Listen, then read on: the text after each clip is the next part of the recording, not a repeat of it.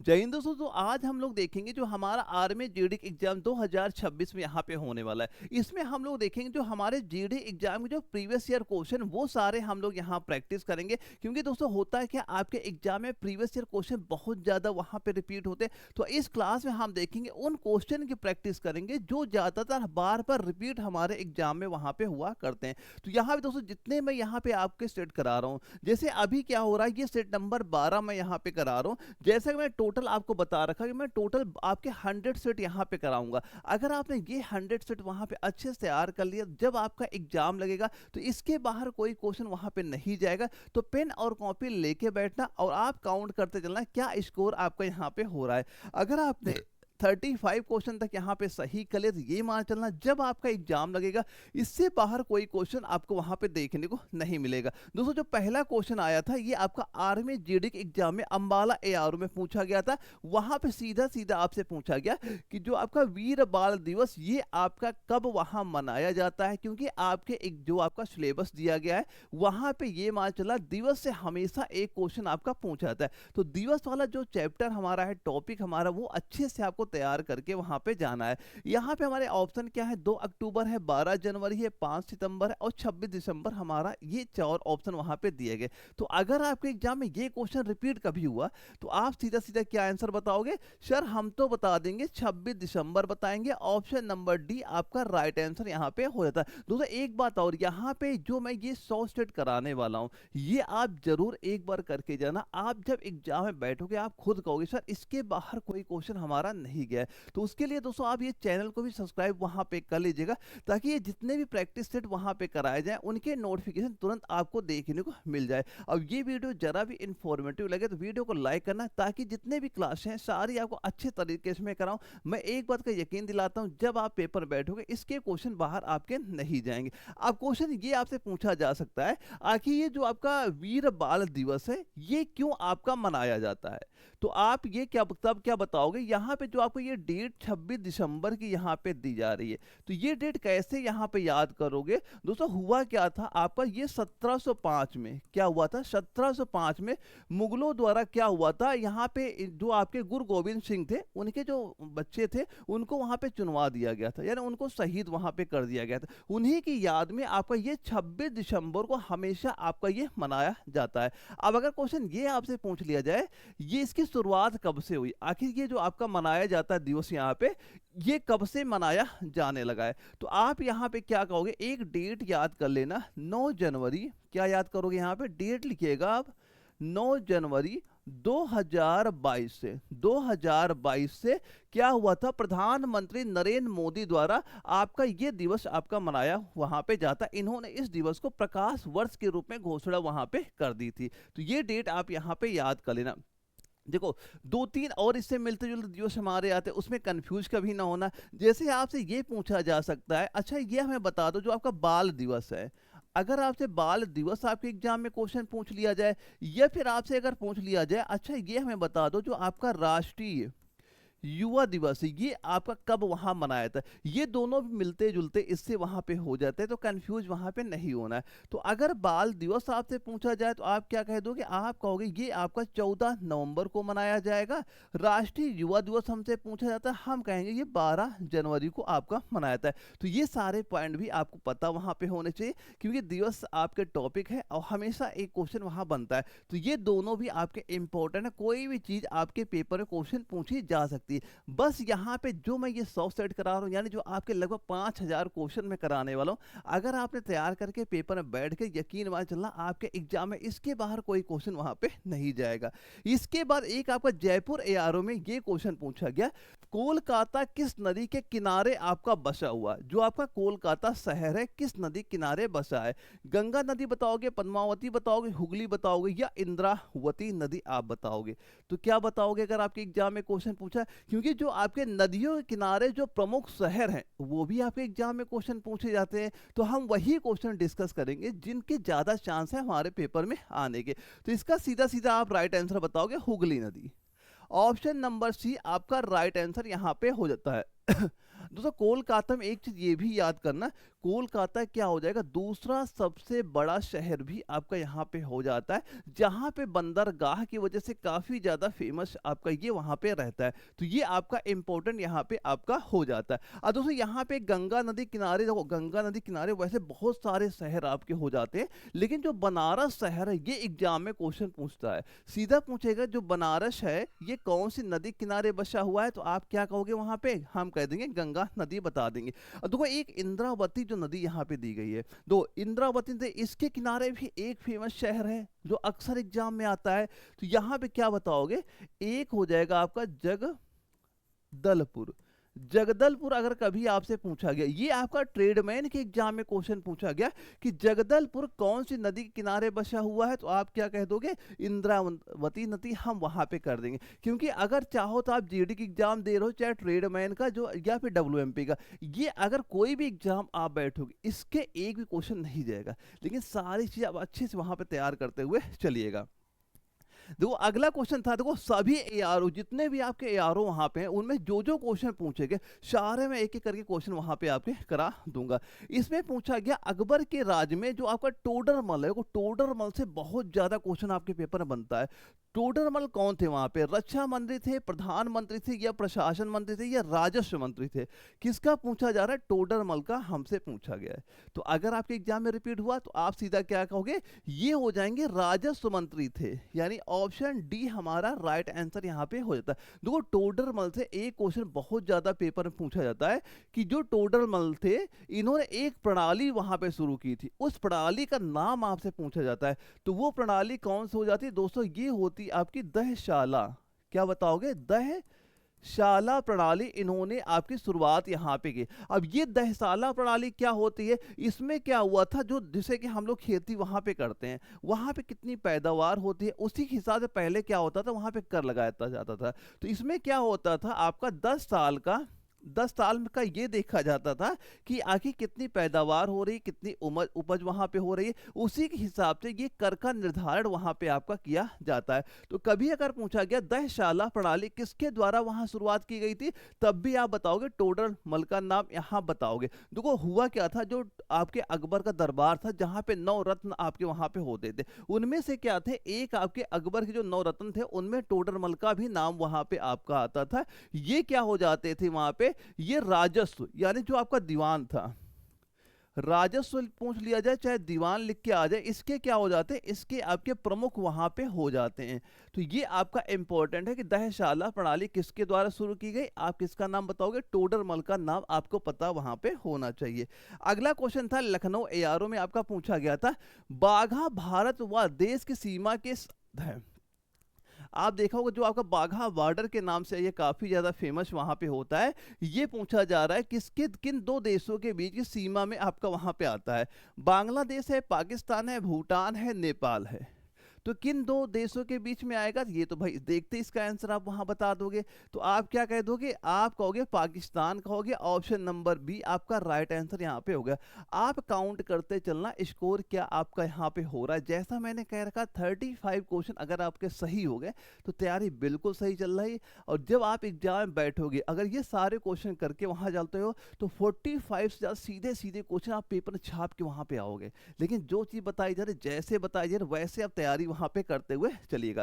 देखो यहाँ पे होता क्या है, जो आपका बाघा बॉर्डर होता है, क्या होता है जिसको हम लोग क्या बोलते हैं, बाघा बॉर्डर के नाम से हम लोग यहाँ पे जानते हैं, ठीक है। अब ये है क्या, भारत में अगर पूछा जाए कौन सा शहर इसके पास में वहां पे आता है, तो ये जो पंजाब राज्य का अमृतसर है, पंजाब राज्य का अमृतसर वहां पे आ जाता है। और पाकिस्तान में कौन शहर इसके पास आता है, तो पाकिस्तान का जो लाहौर शहर है, इन दोनों के बीच में आपका जो बॉर्डर पड़ता है उसको हम लोग बाघा बॉर्डर के नाम से आपका जाना जाता है। तो हम क्या बताएंगे, पाकिस्तान आपका राइट आंसर यहाँ पे हो जाता है। अब एक चीज ये याद करना, यहाँ पे हमेशा शाम को एक बीट, ये एग्जाम में क्वेश्चन पूछेगा कि जो आपका बीटिंग रिट्रीट है, बीकिंग रिट्रीट है, यहाँ पे डेली शाम को ये आपका वहाँ पे होता है। यानी इसमें क्या होता है, बीएसएफ और पाकिस्तान रेंजर द्वारा सूर्यास्त का जो समय होता है वहाँ पे जो आपका ध्वज उतारा जाता है, जिसको हम लोग बोलते हैं, क्या बोला जाता है, ये आपका बीटिंग रिट्रीट के नाम से आपका वहाँ पे जाना जाता है।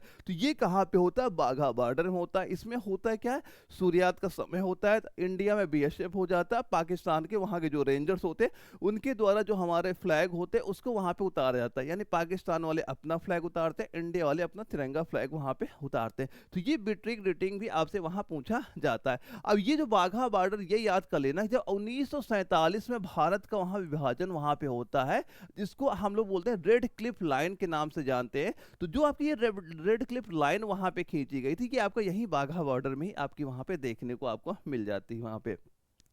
अब देखो, अगर क्वेश्चन ये पूछा गया भारत और बांग्लादेश के बीच में, जैसे आपका ये बाघा बॉर्डर हो गया इंडिया पाकिस्तान के बीच में, अगर क्वेश्चन आता है भारत और बांग्लादेश के बीच जो सीमा के बीच में क्या आता है, तो वो हम लोग किस नाम से वहां पे जानेंगे, वो आप बताओ। यहाँ पे क्या, पेट्रोपोल के नाम से आपका वो जाना जाता है। क्या बताएंगे, पेट्रोपोल के नाम से। अगर पूछा गया आपसे भारत और भूटान का, हमसे वो भारत का नेपाल का अगर आपसे पूछ लिया जाता है, तो आप भारत और नेपाल में क्या बताओगे। जैसे आपका बाघा बॉर्डर पाकिस्तान में आता है, तो यहाँ पे क्या होगा, सुनौली के नाम से हम लोग यहाँ पे जानते हैं। अगर भारत और भूटान का हमसे पूछ लिया जाता है, तो इसको हम लोग क्या बताएंगे, यहाँ पे सीधा सीधा आप करोगे फुंड शोलिंग, फुंड शोलिंग के नाम से आपका जाना जाता है। यानी किसी भी देश का आपका पूछ ले, आप सभी के आंसर वहां पे दे पाएंगे। तो ये तीनों नाम भी आपको वहां पता होने चाहिए। हो सकता है क्या चीज आपसे वहां पूछी जा सकती है। अगर हमसे भारत और पाकिस्तान का पूछा गया है, तो बांग्लादेश का हो सकता है पूछ ले, भूटान का पूछ ले, नेपाल का पूछ ले, कोई भी हमें किसी भी देश का पूछा जा सकता है। अगला क्वेश्चन देखते हैं, ये आपका आया था अंबाला एआरओ को, ये फिर जीडी के एग्जाम में क्वेश्चन बना वहां पे। यहां पूछा गया इनमें से कौन सा भारतीय संविधान का आधार रूप नहीं है। आधार रूप नहीं है, संघीय सरकार, हाँ ये भाई बिल्कुल रूप वहां पे होता था। राष्ट्रपति शासन प्रणाली, ये आपका नहीं हो जाएगा, क्योंकि भारत में राष्ट्रपति शासन प्रणाली बिल्कुल नहीं है वहां पे। इसमें मेन हमारा क्या, संविधान मेन आपका वहां पे हो जाता है। यानी राष्ट्रपति का जो शासन प्रणाली वहां पे काम नहीं करती है। तो हम क्या कहेंगे इस क्वेश्चन का राइट आंसर, आप सीधा सीधा कहोगे हमसे, अगर हमारे पेपर ये क्वेश्चन आया तो हम कहेंगे ऑप्शन बी आपका राइट आंसर इस क्वेश्चन का हमारा यहाँ पे आपका हो जाता है। देखो यहाँ पे आप देखा होगा एक दो क्वेश्चन पॉइंट ऐसे होते हैं जो अक्सर आपके एग्जाम में क्वेश्चन पूछेंगे। अगर आप जो प्रीवियस ईयर क्वेश्चन की वहाँ प्रैक्टिस कर रहे होगे ना, तो ऐसे क्वेश्चन बार बार आपके सामने वहाँ पे आ रहे होंगे। जैसे अगर कभी आपसे ये पूछ लिया गया कि अच्छा ये बताओ जो आपके मौलिक अधिकार हैं, क्वेश्चन क्या बनेगा आपसे कि ये बता दो, अच्छा मौलिक अधिकार कौन से देश के संविधान से वहां पे लिया गया। मौलिक अधिकार जो हमारे संविधान में है, ये कौन से देश के संविधान से आपका लिया गया है। या फिर आपसे एक इंपॉर्टेंट और लिख लेना, ये भी एग्जाम में कई बार क्वेश्चन आया है। अगर पूछा गया जो आपके निर्देशक सिद्धांत है, निर्देशक सिद्धांत आपके हैं, ये कहा जाए जो आपके नीति निर्देशक सिद्धांत होते हैं, ये कौन से देश के संविधान से वहां पे लिया गया है। तो पहला मौलिक अधिकार का आप क्या कहोगे, ये हमारा लिया गया अमेरिका का। ये अक्सर एग्जाम में क्वेश्चन आपके कई बार पूछे जा चुके हैं। नीति निर्देशक सिद्धांत कहाँ से लिए गए, आप कहोगे ये आपका लिया गया कहाँ से, आयरलैंड के। कौन देश से लिया गया, आप कहोगे आयरलैंड देश के संविधान से आपका वहां पे लिया गया। अब देखो एक अनुच्छेद बहुत ज्यादा फेमस यहाँ पे है, ये आपका जो आर्मी क्लर्क का एग्जाम वहां पे हुआ था, ये अनुच्छेद वहां पूछा गया था कि ये बताओ जो आपका आर्टिकल नंबर, अनुच्छेद नंबर आपका 74 है, ये इसमें किस बारे में बात वहां पे की गई है। तो यहाँ पे क्या बताओगे, जो आपका राष्ट्रपति होता है ये मंत्रि परिषद की सलाह से कार्य करता है। अगर क्वेश्चन पूछा गया कि राष्ट्रपति है ये मंत्रि परिषद की सलाह से कार्य करता है, ये कौन से अनुच्छेद में बताया गया है, तो आप क्या कहोगे अनुच्छेद नंबर 74 में आपका इसके बारे में वहां पे बात की गई है।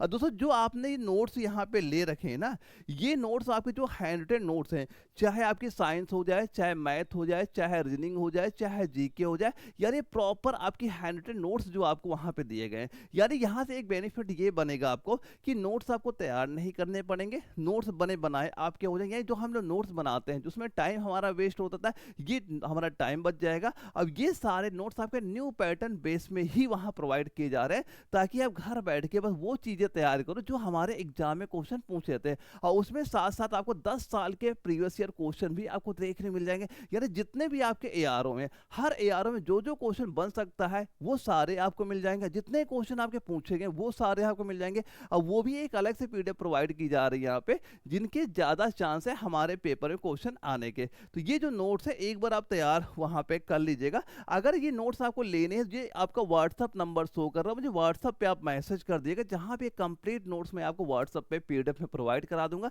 बस बचे हुए टाइम में बस यही चीज़ आप तैयार करिएगा, आपके एग्जाम में क्वेश्चन यहाँ से आपको सीधे सीधे देखने को मिल जाएंगे। अच्छा, ये पूछा गया अंतरराष्ट्रीय तिथि रेखा कहाँ से आपकी गुजरती है? हिंद महासागर है, प्रशांत महासागर है, भारत है, ग्रीनविच। यानी अंतरराष्ट्रीय तिथि रेखा, यानी जो हमारे कैलेंडर में जो डेट आगे होती, आज 1 तारीख है, कल 2 तारीख होती, ये हम लोग कैसे इसका निर्धारण वहाँ पे करते हैं? तो जाहिर सी बात कोई एक रेखा वहाँ पे होती है, ये पूछा गया कहाँ से गुजरती है, ये हमसे पूछा गया है।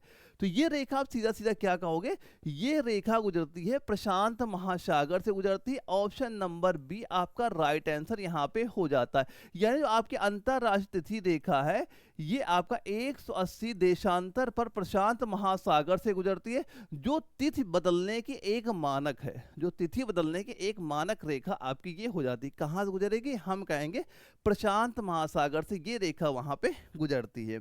अगले क्वेश्चन की बात करें, ये वेरी इंपॉर्टेंट क्वेश्चन यहाँ पे आ जाता है, जो जनजाति वाला आता है, क्योंकि यहाँ से अक्सर एग्जाम में क्वेश्चन आपके बनते हैं। बताओ, जो संथाल जनजाति है, यानी राष्ट्र जो पति हैं द्रौपदी मुर्मू भी इसी जनजाति से आती है। कौन से? संथाल से। एक क्वेश्चन सीधा से ये भी यहाँ से पूछा जा सकता है कि राष्ट्रपति जो द्रौपदी मुर्मू है, ये कौन से जनजाति से वहां से आती हैं? तो कौन जनजाति से आएंगी? आप कहोगे संथाल जनजाति से वहां पे आती हैं। फिलहाल ये पूछा गया ये मुख्यतः कहाँ पे निवास करती है? सबसे ज्यादा कहाँ पे निवास करती है? कौन से राज्य में? अंडमान निकोबार है, झारखंड है, केरल है, तमिलनाडु है। तो कौन से राज्य, अगर आपसे पूछा गया कौन से राज्य निवास करेगी, तो आप सीधा सीधा क्या कह दोगे? ये हो जाएगा झारखंड राज्य। आप यहाँ पे कहोगे ऑप्शन नंबर बी आपका राइट आंसर हो जाता है। यानी एक झारखंड हो गया। ऐसे ही आपका बिहार राज्य में भी ये आपका क्या होता है? निवास वहां पे करते, बिहार राज्य बता दोगे। ऐसे ही आपके एक उड़ीसा राज्य हो गया।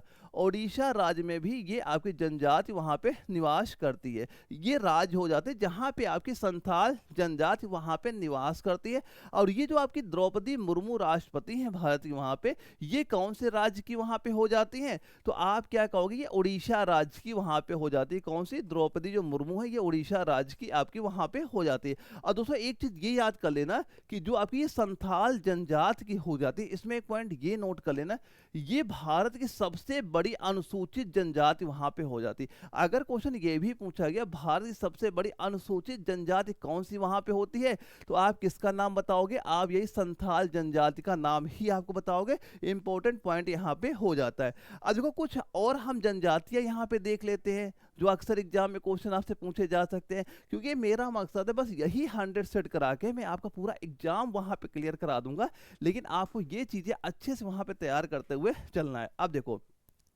अगर यहाँ पे बात की जाए, जो आपका ये अंडमान निकोबार यहाँ पे हो गया, यहाँ पे कौन सी जनजाति निवास करती है यहाँ पे? तो यहाँ पे आप क्या कह दोगे? यहाँ पे एक ओनगे नाम की जनजाति, कौन सी है? ओनगे।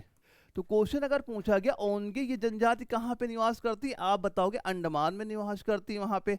अगर आपसे कभी क्वेश्चन ये पूछा गया तमिलनाडु में कौन जनजाति वहां पे निवास करती है, तो यहाँ पे क्या बताओगे? इरूला नाम की है, इरूला जनजाति यहाँ पे आपकी निवास वहां पे करती है। इसके बाद अगर केरल का आपसे पूछ लिया जाए, अच्छा बताओ केरल में कौन सी जनजाति वहां पे निवास करती है, तो यहाँ पे एक टोडा नाम की है। क्या नाम बताओगे? टोडा जनजाति कहाँ पे निवास करेगी? केरल में। तो कोई भी जनजाति का पूछा जाए ये जनजाति कहाँ पे निवास करती है, आप उसका आंसर आसानी से वहां पे दे सकते हैं। अगला क्वेश्चन हमारा ये पूछा गया है, जो कथकली नृत्य है ये किस राज्य से वहां पे संबंधित है? कथकली नृत्य है ये किस राज्य से वहां पे आपका संबंधित है, ये अगर पूछा गया तो बताओ तमिलनाडु होगा, केरल है, कर्नाटक है, आंध्र प्रदेश है। देखो ये आपके जो नृत्य है ना, बिल्कुल इंपॉर्टेंट टॉपिक यहाँ पे हो जाता है, क्योंकि नृत्य से आपके एग्जाम में क्वेश्चन बनते हैं। वहां पे हमसे पूछा गया कथकली नृत्य का, तो हम सीधा सीधा किसका नाम बताएंगे? कथकली हो जाएगा केरल राज्य में। ऑप्शन बी इसका बिल्कुल राइट आंसर हमारा यहाँ पे हो जाएगा। हर क्वेश्चन आपका इंपॉर्टेंट है, सिलेक्टेड ही मैं क्वेश्चन कराऊंगा, यानी जिनके ज़्यादा चांस है हमारे पेपर में आने के। अब देखो यहाँ पे अगर ये क्वेश्चन पूछ लिया जाए, हमने जान लिया कथकली हमारा हो गया, केरल राज्य यहाँ पे हो गया। अगर यहाँ पे कभी कुछ और नोट करना, यहाँ पे केरल में एक मोहिनी अट्टम भी काफ़ी ज़्यादा फेमस है। अगर आपसे कभी क्वेश्चन ये पूछ लिया जाए, मोहिनी अट्टम अगर आपसे पूछ लिया जाए, तो ये कहाँ का हो जाएगा, ये भी आपका केरल राज्य का हो जाएगा, इंपॉर्टेंट यहाँ पे हो जाता है। अगर कभी आपसे ये पूछ लिया जाए, देखो सारे इंपॉर्टेंट नोट कर लेना, जैसे कि मोहिनी अट्टम देख लिया गया हमने। अगर भरतनाट्यम, तो आपका जो तमिलनाडु में कौन सा नृत्य फेमस वहां पे हो जाएगा, तो आप क्या बताओगे, भरतनाट्यम। नोट करना, इंपॉर्टेंट यहाँ पे हो जाएगा, भरत नाट्यम यहाँ पे लिख लेना। भरतनाट्यम पूछेगा, हम किसका नाम बताएंगे, आप बताओगे तमिलनाडु का यहाँ नाम बता देना। इसके बाद कर्नाटक का अगर आपसे पूछा जाता है, तो कर्नाटक में कौन सा एक इंपॉर्टेंट हो जाता है, देखो यहाँ पे एक ये नोट कर लेना कि जो आपका कुचिपुड़ी है, ये बहुत ज्यादा एग्जाम में क्वेश्चन पूछा गया हुआ, कि ये सीधा सीधा पूछेगा जो अगर कुचिपुड़ी नृत्य है ये कौन से राज्य में आता है, तो क्या बताओगे, आंध्र प्रदेश। तो कुचिपुड़ी में आप क्या बताओगे, आप बताओगे ये हो जाएगा आपका आंध्र प्रदेश राज्य में काफी ज्यादा फेमस है। एक आपका मणिपुरी है, क्या बताओगे, मणिपुरी। तो आप सीधा नाम से ही वहां पे जान सकते हो, ये मणिपुरी का नृत्य आपका वहां पे हो जाता है। तो ये इंपॉर्टेंट हो जाएंगे। भरतनाट्यम पूछेगा, हम तमिलनाडु का नाम बताएंगे। कि कथकली पूछा, केरल बताया। मोहिनी अट्टम पूछा, हमने केरल बताया वहां पे। इसके बाद कुचिपुड़ी पूछा गया, हम बताएंगे आंध्र प्रदेश का। मणिपुरी पूछा गया, मणिपुर राज्य आपका हो जाता है, क्योंकि नृत्य से आपके एग्जाम में क्वेश्चन पूछे जाते हैं। ये सारे सारे आपके इंपॉर्टेंट हो जाते हैं। भरतनाट्यम हो गया, मोहिनी अट्टम हो गया, कुचिपुड़ी हो गया, ज्यादातर यही चीज आपके एग्जाम में क्वेश्चन पूछे जाएंगे। तो सारे चीजें आपको पता वहां पे होनी चाहिए। देखो भारत का पहला उच्च न्यायालय कहाँ स्थापित किया गया, क्या पूछा गया, भारत का पहला उच्च न्यायालय कहाँ पे आपका स्थापित किया गया, ये चीज आपसे वहां पूछी जा रही है। तो इसका राइट आंसर आप वहां पे क्या बताओगे, दिल्ली बताओगे, मुंबई बताओगे, मद्रास बताओगे, या फिर कलकत्ता बताओगे। और ये क्वेश्चन हमारा जयपुर एआरओ में सीधे सीधे क्वेश्चन आपके पेपर में वहां पूछा गया है। तो भारत का पहला उच्च न्यायालय कहाँ पे आपका स्थापित किया, यहाँ पूछा गया पहला उच्च न्यायालय ये कहाँ पे आपका स्थापित हुआ है, तो आप क्या बताओगे, कलकत्ता में। ऑप्शन नंबर डी आपका राइट आंसर, कलकत्ता यहाँ पे आपका हो जाता है। तो आप क्या कहो, कलकत्ता। और कब ये स्थापित वहां पे हुआ था, अगर वर्ष पूछा जाता हम बताते 1862 ईस्वी। आप ये वर्ष का नाम यहाँ पे आप बता दीजिएगा।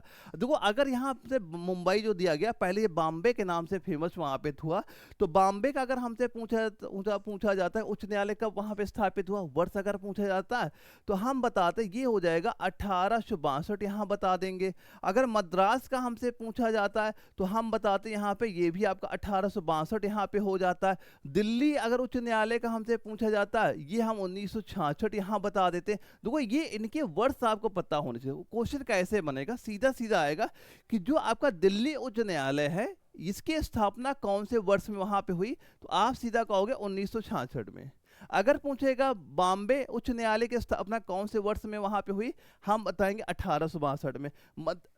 मद्रास का पूछा जाता है 1862, हम लोग यहाँ बताते। सारे आपके इंपॉर्टेंट यहाँ पे हो जाते हैं। अगर हमसे ये क्वेश्चन पूछ लिया जाता वहां पे कि अच्छा बताओ भारत में यानी कुल उच्च न्यायालय की संख्या कितनी है, अगर आपसे कुल उच्च न्यायालय की संख्या आपसे पूछ लिया जाए भारत में, तो आप बताओगे 25 उच्च न्यायालय भारत में आपके वहां पे हो जाते हैं। अगर क्वेश्चन ये आपसे पूछा गया होता वहां पे कि अच्छा ये बताओ सबसे नया उच्च न्यायालय कौन सा हो जाएगा भारत में, जो अभी जल्दी बना है, जो आपका नवीनतम वहां पे हो जाता है, तो आप किसका नाम बताते, तो आप बताते तेलंगाना का। तेलंगाना का नाम वहां पे बताते। और ये तेलंगाना कहाँ पे आप बताओ, पता ही होगा, आंध्र प्रदेश राज्य में वहां पे आ जाता है। यानी कि एक चीज ये बताओ, तेलंगाना का जो उच्च न्यायालय है ये अभी नवीनतम आपका वहां पे बना हुआ है। ये कब बना हुआ है, अगर वर्ष आपसे पूछ लिया जाता है, तो हम बताते 2019 में तेलंगाना उच्च न्यायालय का स्थापना वहां पे आपकी की गई थी। तो ये कुछ आपके इंपॉर्टेंट पॉइंट हैं जो अक्सर आपके एग्जाम में कोई ना कोई चीज वहां पे देखने को मिलेगी। तो अच्छे से तैयारी करते चलना, जो चीज बताई जा रही है उस पर आप ध्यान दीजिएगा। आप जब भी पेपर में बैठोगे, पेपर क्वेश्चन आपको दिखेंगे, इसके लिए आप बिल्कुल श्योर वहां पे रहिएगा।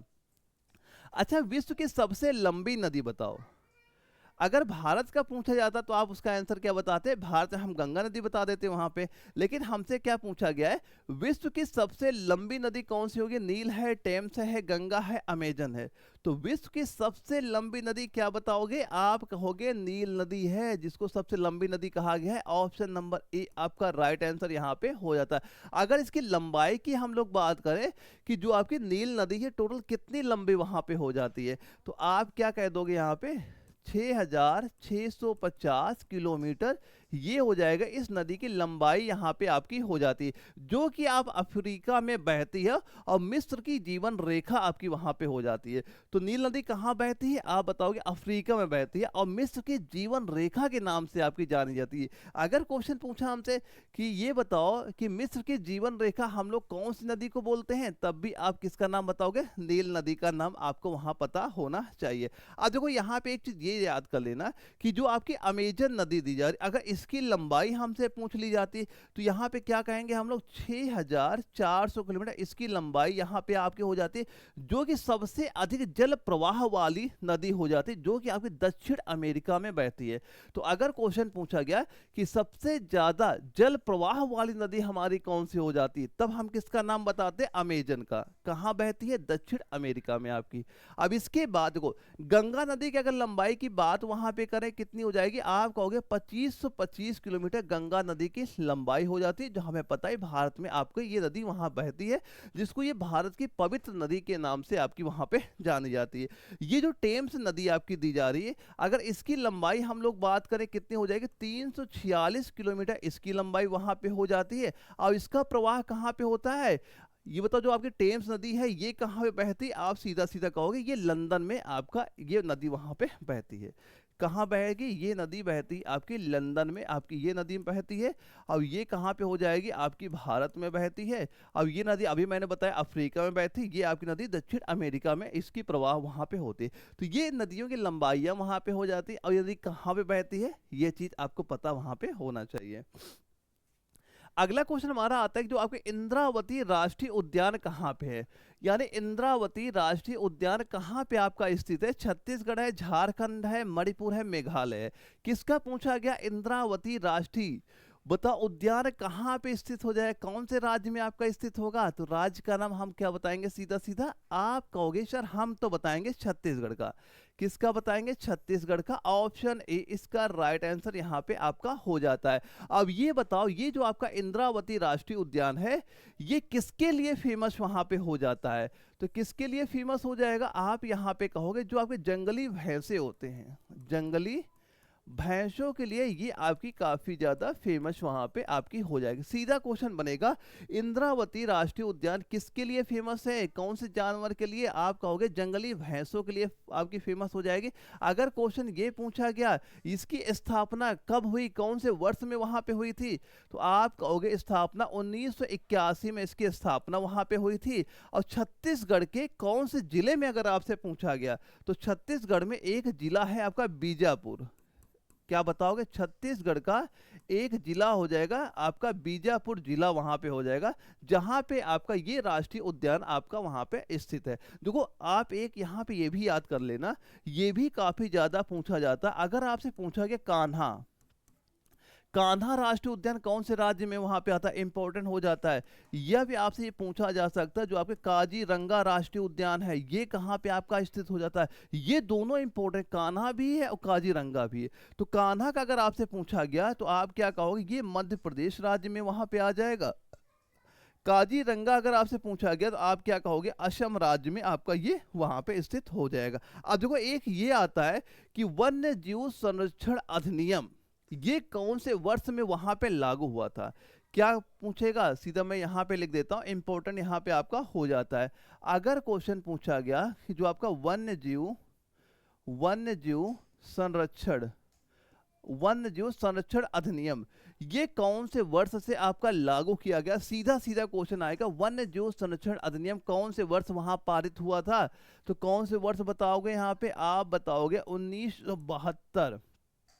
और ये आपका वेरी इंपॉर्टेंट क्वेश्चन है, बहुत बार ये क्वेश्चन आपका पूछा गया है। कान्हा भी हो गया, काजीरंगा भी हो गया, कोई ना कोई चीज आपके एग्जाम में बिल्कुल वहां पे टकराएगा। यानी मान चलना हर सेट से एक ना एक क्वेश्चन ऐसा जरूर आपको दिखेगा जो आपके पेपर क्वेश्चन वहां पूछा जा सकता है। अगर हम लोग अगले क्वेश्चन की बात करें, एशियाई खेल जो आपके 2023 में हुए थे, में आपके जेवलिन थ्रो में महिला स्वर्ण पदक किसने वहां पे जीता था? अन्नू रानी हो जाएंगे, या अदिति अशोक हो जाएंगे, पायल चौधरी हो जाएंगे, या इनमें से कोई नहीं? तो किसका नाम बताओगे? देखो ये होता है लगभग आपका करंट अफेयर जो क्वेश्चन थे वहां तब आपका पूछा गया था वहां पे। तो इसका राइट आंसर हम लोग क्या बताएंगे? अन्नू रानी का नाम बताना। ऑप्शन ए आपका राइट आंसर यहाँ पे हो जाता है। यानी अन्नू रानी ने 2023 में जब आपके एशियाई खेल वहां पे हो रहे थे वहां पे, तो इन्होंने क्या किया था? 62.92 मीटर का थ्रो वहां पे किया था। इतना लंबा वहां पे थ्रो वहां पे जेवलिन किया था, जेवलिन थ्रो किया था, जिसके लिए इनको स्वर्ण पदक वहां पे आपका दिया गया था। अब देखो अगर ये क्वेश्चन पूछा गया कि जो 2023 में एशियाई खेल वहां पे आपके खेले गए थे, भारत ने कुल कितने पदक वहां पे जीते थे, अगर ये क्वेश्चन पूछता तो हम क्या कहते हैं? भारत ने टोटल आपके 107 पदक यहाँ पे आपके जीते थे।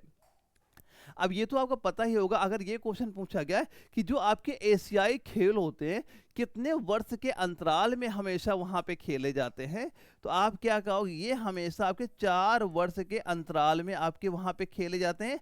अब ये जो आपके एशियाई खेल है, इनकी शुरुआत अगर पूछा जाए कब से वहां पे हुई थी, कौन से वर्ष से वहां पे हुई थी, तो आप कहोगे ये 1951 से इसकी शुरुआत वहां पे आपके हुई थी। तो कोई भी चीज पूछे, आपको सारी चीजें वहां पता होंगी, तो आपके पेपर में पूरे चांस है इसके बाहर क्वेश्चन नहीं जाएगा, लेकिन सारी चीजें आप अच्छे से वहां पे तैयार करते हुए चलिएगा। अगले क्वेश्चन पूछा गया, भारतीय मूल की प्रथम महिला अंतरिक्ष यात्री कौन थी? भारतीय मूल की प्रथम महिला अंतरिक्ष यात्री का नाम पूछा गया है। कल्पना चावला है, सुनीता विलियम्स है, बछेंद्री पाल है, या परनीत कौर है? और ये एक सीधा सीधा नागपुर एआरओ में जो आपका आर्मी जीडी एग्जाम वहां पे हुआ था, वहां सीधे सीधे क्वेश्चन आपसे वहां पूछा गया था। तो आप क्या कहोगे राइट आंसर? हम कह देंगे सर, हम तो कहेंगे कल्पना चावला का नाम बताएंगे।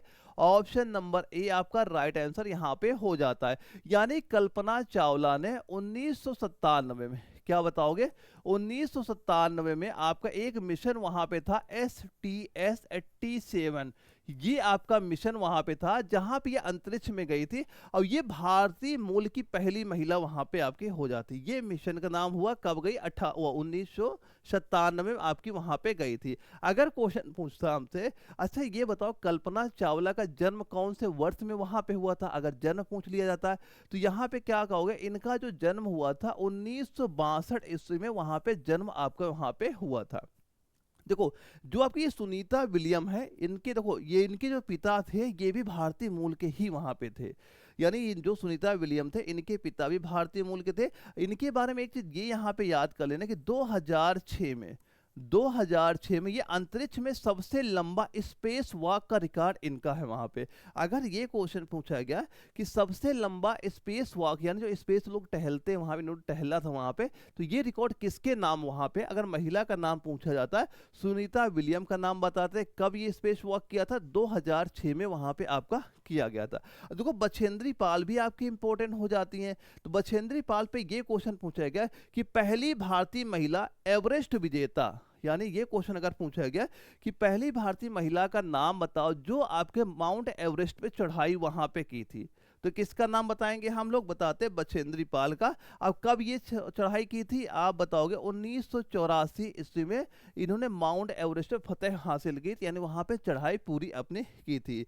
तो ये सारे आपके इंपॉर्टेंट यहाँ पे हो जाते हैं। देखो अगर यहाँ पे अंतरिक्ष यात्री की बात वहां पे हो रही है, तो अंतरिक्ष यात्री में एक चीज और याद कर लेना, राकेश शर्मा का नाम। राकेश शर्मा का नाम भी आपको पता होना चाहिए, इंपॉर्टेंट हो जाता है। ये कब यहाँ अंतरिक्ष में गए थे? 1984 में गए थे। लेकिन ये क्या हो जाएंगे? पुरुष वहां पे हो जाते हैं। लेकिन अगर महिलाओं का पूछा जाता, आप किसका नाम बताते यहाँ पे? ये हो जाएंगी कल्पना चावला। अगर क्वेश्चन पूछा गया कि प्रथम भारतीय अंतरिक्ष यात्री पुरुष कौन हो जाएंगे, आप राकेश शर्मा का नाम बताओगे। कब ये अंतरिक्ष में गए थे? 1984 में आपके गए थे। तो कोई भी चीज आपके एग्जाम में पूछी जा सकती है। अगला क्वेश्चन आता है, किस वर्ष गोवा सहित अन्य पुर्तगाली बस्तियों को भारतीय संघ का राज्य क्षेत्र वहां बनाया गया। यानी जो पहले गोवा राज्य वहां पे था, ये किसके कब्जे में हुआ करता था? पुर्तगालियों के कब्जे में वहां पे हुआ करता था। अब इसका बताओ, हमारे ऑप्शन दिए गए 4 यहाँ पे, तो इसका राइट आंसर क्या होगा? अंबाला एआरओ में आर्मी जीडी के एग्जाम में क्वेश्चन पूछा गया।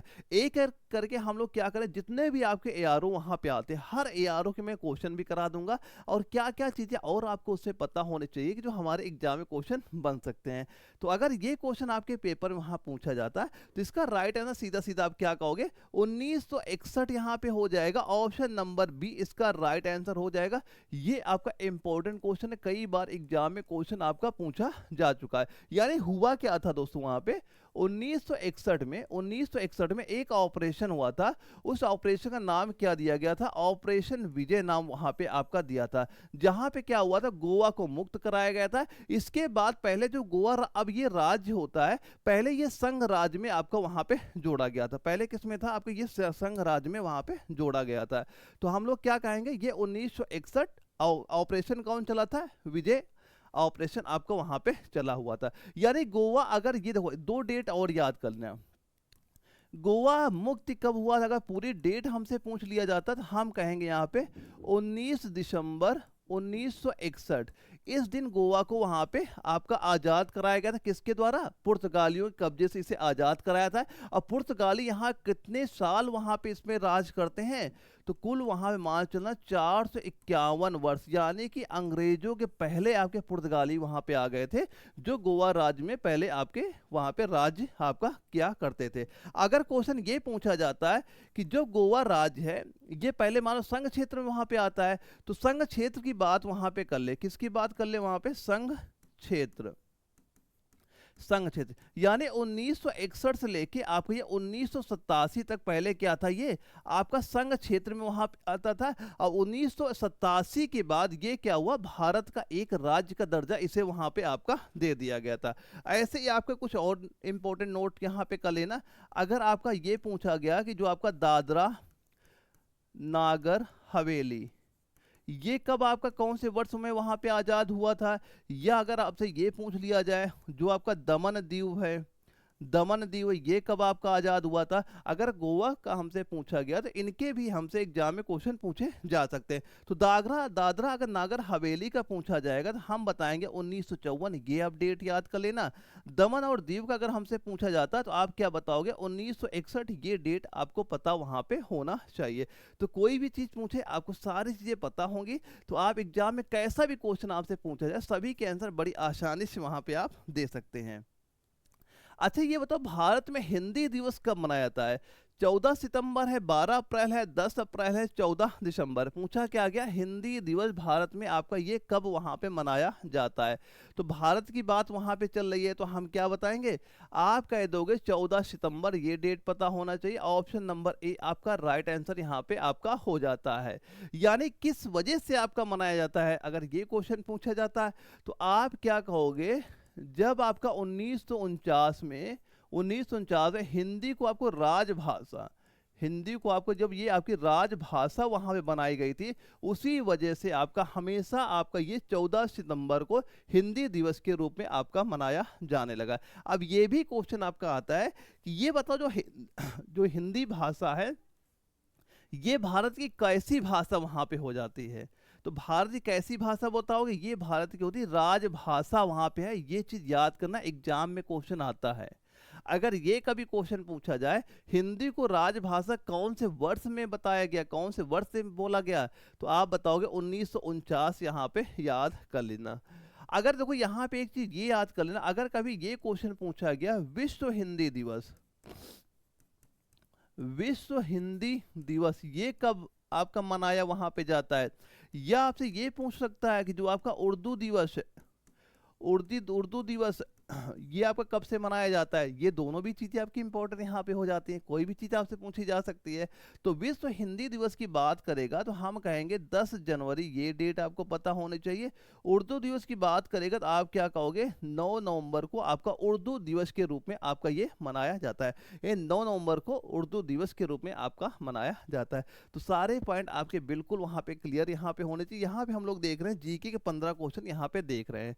अब यहाँ से हमारे जो साइंस के 15 क्वेश्चन स्टार्ट हो जाते हैं कि जो हमारी जनरल साइंस हमारे पेपर में पूछी जाती है, वहाँ पे कैसे कैसे क्वेश्चन हमारे एग्जाम में आ सकते हैं, सारे क्वेश्चन हम लोग एक एक करके वहाँ पे डिस्कस करते हुए वहाँ पे चलेंगे। पहला क्वेश्चन पूछा गया, निम्नलिखित में से कौन सी संक्रामक बीमारी है? संक्रामक बीमारी बताओ, इनमें से कौन सी है? अस्थमा है, स्कर्वी है, मिजल्स है या डायबिटीज है? तो हमें पता है कि संक्रामक बीमारी हमारे इनमें से कौन सी हो जाएगी। आप सीधा सीधा किसका नाम बताओगे? मिजल्स का नाम बताएंगे। ऑप्शन सी आपका राइट आंसर यहाँ पे हो जाता है। यानी जो आपका मिजल्स एक आपकी वायरल संक्रामक बीमारी होती है जो कैसे फैलती है? एक हवा के माध्यम से, यानी हवा के माध्यम से ये बीमारी आपकी वहाँ पे फैलती है। देखो मिजल्स को हम लोग खसरा के नाम से भी आपके एग्जाम में क्वेश्चन पूछा जा सकता है। चाहे मिजल्स नाम आए चाहे खसरा आए, आप कंफ्यूज वहाँ पे ना होना। मिजल्स पूछे या खसरा पूछे, बात दोनों की आपकी एक ही वहां पे हो जाती है।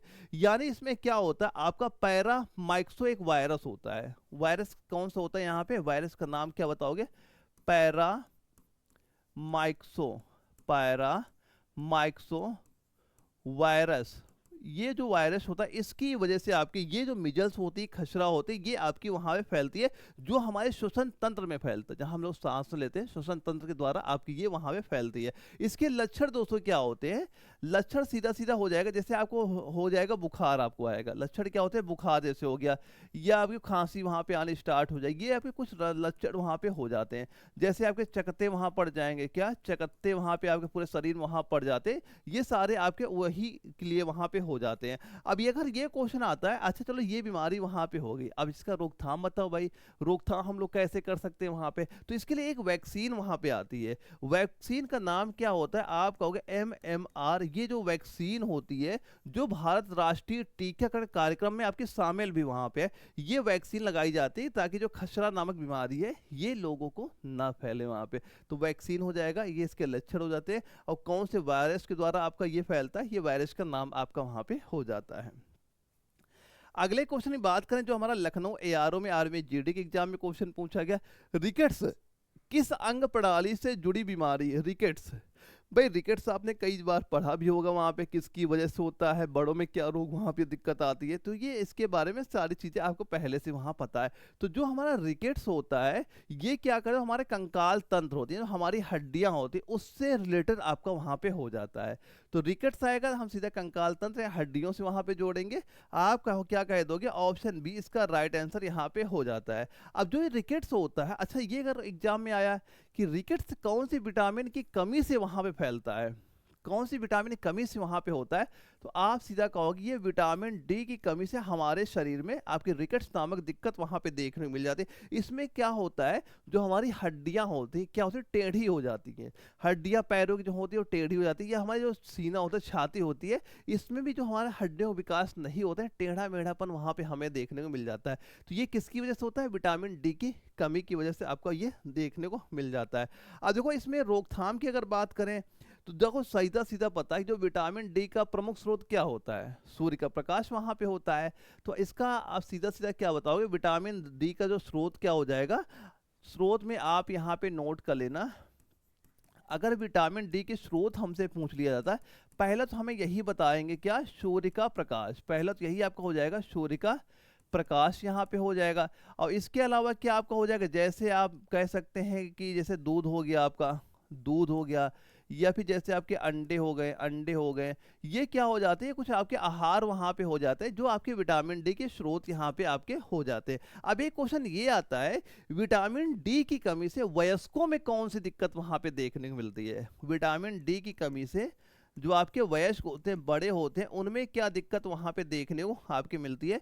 तो वहां पे क्या कहोगे? आपका आस्टियो, आस्टियो मलेशिया, आस्टियो क्या बताएंगे? मलेशिया, ऑस्टियोमलेशिया, ये आप नाम याद कर लें। इसमें देखो ऑस्टियोमलेशिया क्या होता है, ये क्या होता है, जो हमारी हड्डी होती है कमजोर हो जाती है, यानी जो हमारी हड्डी होती है उसमें बारीक बारीक अंदर छेद हो जाती है, तो एक प्रकार मतलब घुन जाती है, बहुत कमजोर हो जाती है, यानी उसमें कभी भी झटका तुरंत लगता है या कोई नॉर्मल चोट भी वहां पे लग जाती है या हल्की सी झटका भी वहां लग जाता है, तो हड्डी इतनी कमजोर होती है कि ऑटोमेटिक वहां पे टूट जाती है, तो उसे क्या बोलते हैं, ऑस्टियोमलेशिया नामक आपकी बीमारी वहां पे आपकी कही जाती है। अब ये तो आपको पता ही होगा, जैसे कुछ और याद कर लेना, जैसे कि अगर क्वेश्चन ये इंपॉर्टेंट है, विटामिन सी की कमी से कौन सा रोग होता है, आप कहोगे स्कर्वी, पेपर बहुत बार स्कर्वी एग्जाम में आ चुका है।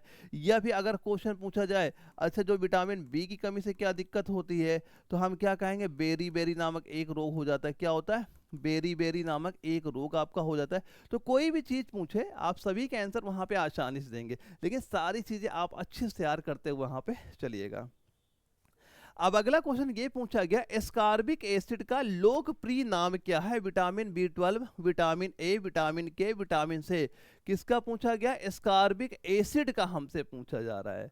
एस्कॉर्बिक एसिड का लोकप्रिय नाम क्या है, जिसे हम लोग नॉर्मली वहां बोला करते हैं, तो ये हो जाएगा विटामिन सी हो जाएगा। विटामिन सी को हम लोग क्या बोलते हैं, एस्कॉर्बिक एसिड के नाम से आपका ये जाना जाता है। दो एक चीज ये भी याद कर लेना कि जो आपको ये विटामिन सी वहां पे होती है, क्वेश्चन सीधा सीधा पूछेगा कि ये बताओ निम्नलिखित में से जल में घुलनशील विटामिन कौन सी है, तो विटामिन सी में आप क्या बताओगे, ये हो जाती है आपकी जल में घुलनशील विटामिन आपकी वहां पे हो जाती है, क्या बताओगे, ये पानी में घुलनशील विटामिन आपकी होती है, सीधा याद करना, पानी में घुलनशील विटामिन आपकी वहां पे हो जाती है। और कमी से अभी मैंने बताया था, विटामिन सी कमी से कौन सा रोग होता है, आप कहोगे स्कर्वी नामक रोग वहां पे हो जाता है। अब स्कर्वी में क्या होता है, जो हमारे मसूड़े होते हैं, जो दांतों को मसूड़ होते हैं, इनमें क्या होता है, स्वेलिंग वहां पे आ जाती है, या इनसे क्या होता है, ब्लड वहां पे निकलना शुरू हो जाता है, यानी अगर उनमें घाव हो जाता है, ये घाव जल्दी वहां पे सही नहीं होता, ये क्या होता है, आपका स्कर्वी नामक रोग वहां पे हो जाता है। अब देखो अगर ये क्वेश्चन पूछा गया, विटामिन सी के स्रोत कौन से हो, विटामिन सी हमें कहाँ से प्राप्त वहां पे होती है, तो जो आपके खट्टे फल होते हैं वहां उनसे क्या होता है, ज्यादातर आपकी विटामिन सी हमें वहां पे मिलती है। खट्टे फल जैसे आपका हो गया नींबू हो गया, क्या बता दिया, नींबू खट्टा फल आपका हो गया, या आपका संतरा वहां पे हो गया, संतरा हो गया, और जैसे अमरूद हो गया, अमरूद में भी आपका विटामिन सी वहां पे आपका पाया जाता है। या फिर जैसे आपकी दोस्तों हरी सब्जियां हो गई, हरी सब्जियां आपकी वहां पे हो गई, लेकिन जो विटामिन सी होता है सबसे ज्यादा आपको ये खट्टे फलों में ही पाया जाता है, जैसे आपका आंवला भी हो गया, इसमें भी विटामिन सी आपका वहां पाया जाता है। तो ये सारी चीजें आपको पता वहां पे होनी चाहिए। अब देखो अगर क्वेश्चन ये पूछा गया, अच्छा ये विटामिन सी चलो हमने देख लिया, अब इस विटामिन के बारे में सबसे पहले किसने बताया, यानी विटामिन सी की खोज किसने वहां पे की, अगर ये हमसे पूछा जाता है कि विटामिन सी की अगर हमसे खोज पूछ लिया जाता है, तो ये किसने की थी वहां पे, वैज्ञानिक नाम क्या बताओगे यहाँ पे, सीधा जेम्स लिंड, क्या बताओगे, जेम्स लिंड ने क्या किया, विटामिन सी सबसे पहले बताया था वहां पे, तो ये आपका इंपॉर्टेंट यहाँ पे आपका हो जाता है। अब जैसे विटामिन आपका ए होता है, इसको हम लोग किस नाम से जानते हैं, आप कहते हो विटामिन ए को हम रेटिनॉल के नाम जानते हैं। सीधा सीधा क्वेश्चन यहाँ ये बन सकता है कि रेटिनॉल का लोकप्रिय नाम बताओ, क्या हो जाएगा, तो हम लोग क्या बताएंगे, विटामिन ए आप यहाँ पे कह दोगे। अब विटामिन जो आपका बी 12 यहाँ पे दिया जा रहा है, इसको हम लोग कोबाला मीन के नाम से जानते हैं, विटामिन बी 12 को कोबाला बीन के नाम से आपकी जानी जाती है। वैसे आपका विटामिन के है, इसको हम लोग फाइलोक्विनोन के नाम जानते हैं, क्या जानते हैं, फाइलोक्विनोन के नाम से विटामिन के को आपको ये जाना जाता है। तो कोई भी चीज पूछे आप उनके आंसर आसानी से वहां पे दे सकते हैं। अगला क्वेश्चन हमारा ये पूछा गया, हमारे शरीर में कौन सी कोशिकाओं का लोकप्रिय रूप से मानव शरीर का सैनिक कहा जाता है, मानव शरीर का सैनिक, जो सैनिक काम क्या होता है कि जो बाहर से आक्रमण वहां पे हो रहे हैं उनको रोकना, यही तो हमारा काम होता है। जैसे आप मान लो आर्मी की तैयारी वहां पे कर रहे हो, तो आप भारत के सैनिक वहां पे हो जाओगे, तो यहाँ पे हमसे पूछा गया है मानव, वैसे हमारा जो शरीर है इसके भी कोई सैनिक वहां पे होते होंगे भाई, जाहिर सी बात है, अगर मान कोई बीमारी वहां पे आ रही है, शरीर में कोई वायरस वहां पे आ रहा है, तो इसे हमें कौन बचाएगा उनसे, ये चीज हमसे पूछी जा रही है। तो ये हमारे ऑप्शन यहाँ पे दिए जा रहे हैं। तो अगर आपके एग्जाम में क्वेश्चन पूछा गया, फिलहाल ये आपका अंबाला एआरओ में आर्मी जीडी के एग्जाम में ही क्वेश्चन वहां पूछा गया था, तो इसका राइट हम लोग क्या बता सकते हैं, जो आपकी सफेद रक्त कोशिकाएं वहां पे होती हैं, जिनको हम लोग शॉर्ट फॉर्म में डब्ल्यूबीसी के नाम से हम लोग वहां पे जानते हैं। इनका मेन यही काम होता है कि जो अगर हमें शरीर को रोगों से सुरक्षा करना, यानी कोई रोग हमें ना हो, कौन बचाता है, डब्ल्यूबीसी का ही काम वहां पे आपका हो जाता है। अब अगर क्वेश्चन ये पूछा गया, अच्छा ये बताओ जो डब्ल्यूबीसी हो गया, इसका निर्माण हमारे शरीर में कहाँ पे होता है, ये अगर पूछा जाता है तो निर्माण आपसे पूछा जाएगा तो आप क्या कहोगे, अस्थि मज्जा। क्या बता दोगे, अस्थि मज्जा का नाम आपको यहाँ पता वहां पे होना चाहिए। अब अगर ये क्वेश्चन पूछा गया डब्ल्यूबीसी की संख्या कितनी हो जाती है हमारे शरीर में वहां पे, तो इसकी संख्या अगर आपसे पूछी जाए तो आप क्या कह दोगे, यहाँ पे 4000 से लेके आपका 11000 प्रति माइक्रोलीटर, क्या लिखोगे, प्रति माइक्रोलीटर। ये चीज याद करना, एग्जाम में सीधा सीधा क्वेश्चन आपका पूछा जाता है। अब चाहे आरबीसी का भी पूछा जाता है, उसका भी निर्माण आपका अस्थि मज्जा में ही वहां पे होता है। अब देखो डब्ल्यूबीसी का हमने देख लिया क्या होता है, कि हमारे शरीर को रोगों से सुरक्षा देना किसका काम हो गया, आपका डब्ल्यूबीसी का। अगर ये क्वेश्चन हमसे पूछा जाता है, अच्छा जो आरबीसी हमारे शरीर में है, जिसे हम लोग रेड ब्लड सेल के नाम से वहां पे जानते हैं, इसका काम क्या वहां पे होता है, तो इसका काम क्या कहोगे, जो आपकी लाल रक्त कोशिकाएं होती हैं ये ऑक्सीजन ले जाती हैं, यानी ऑक्सीजन का हमारे पूरे शरीर में वहां ले जाने का काम किसका होता है, आप कहोगे आरबीसी का काम वहां पे आपका हो जाता है। अब देखो जो आपका डब्ल्यूबीसी होता है, ये डब्ल्यूबीसी को हम लोग सैनिक आखिर किस वजह से वहां पे कहते हैं, अगर ये चीज हमसे पूछी जाती वहां पे, तो आप सीधा सीधा क्या बताओगे, यहां पे लिखोगे फागो फागोसाइटिस, फागोसाइटोसिस,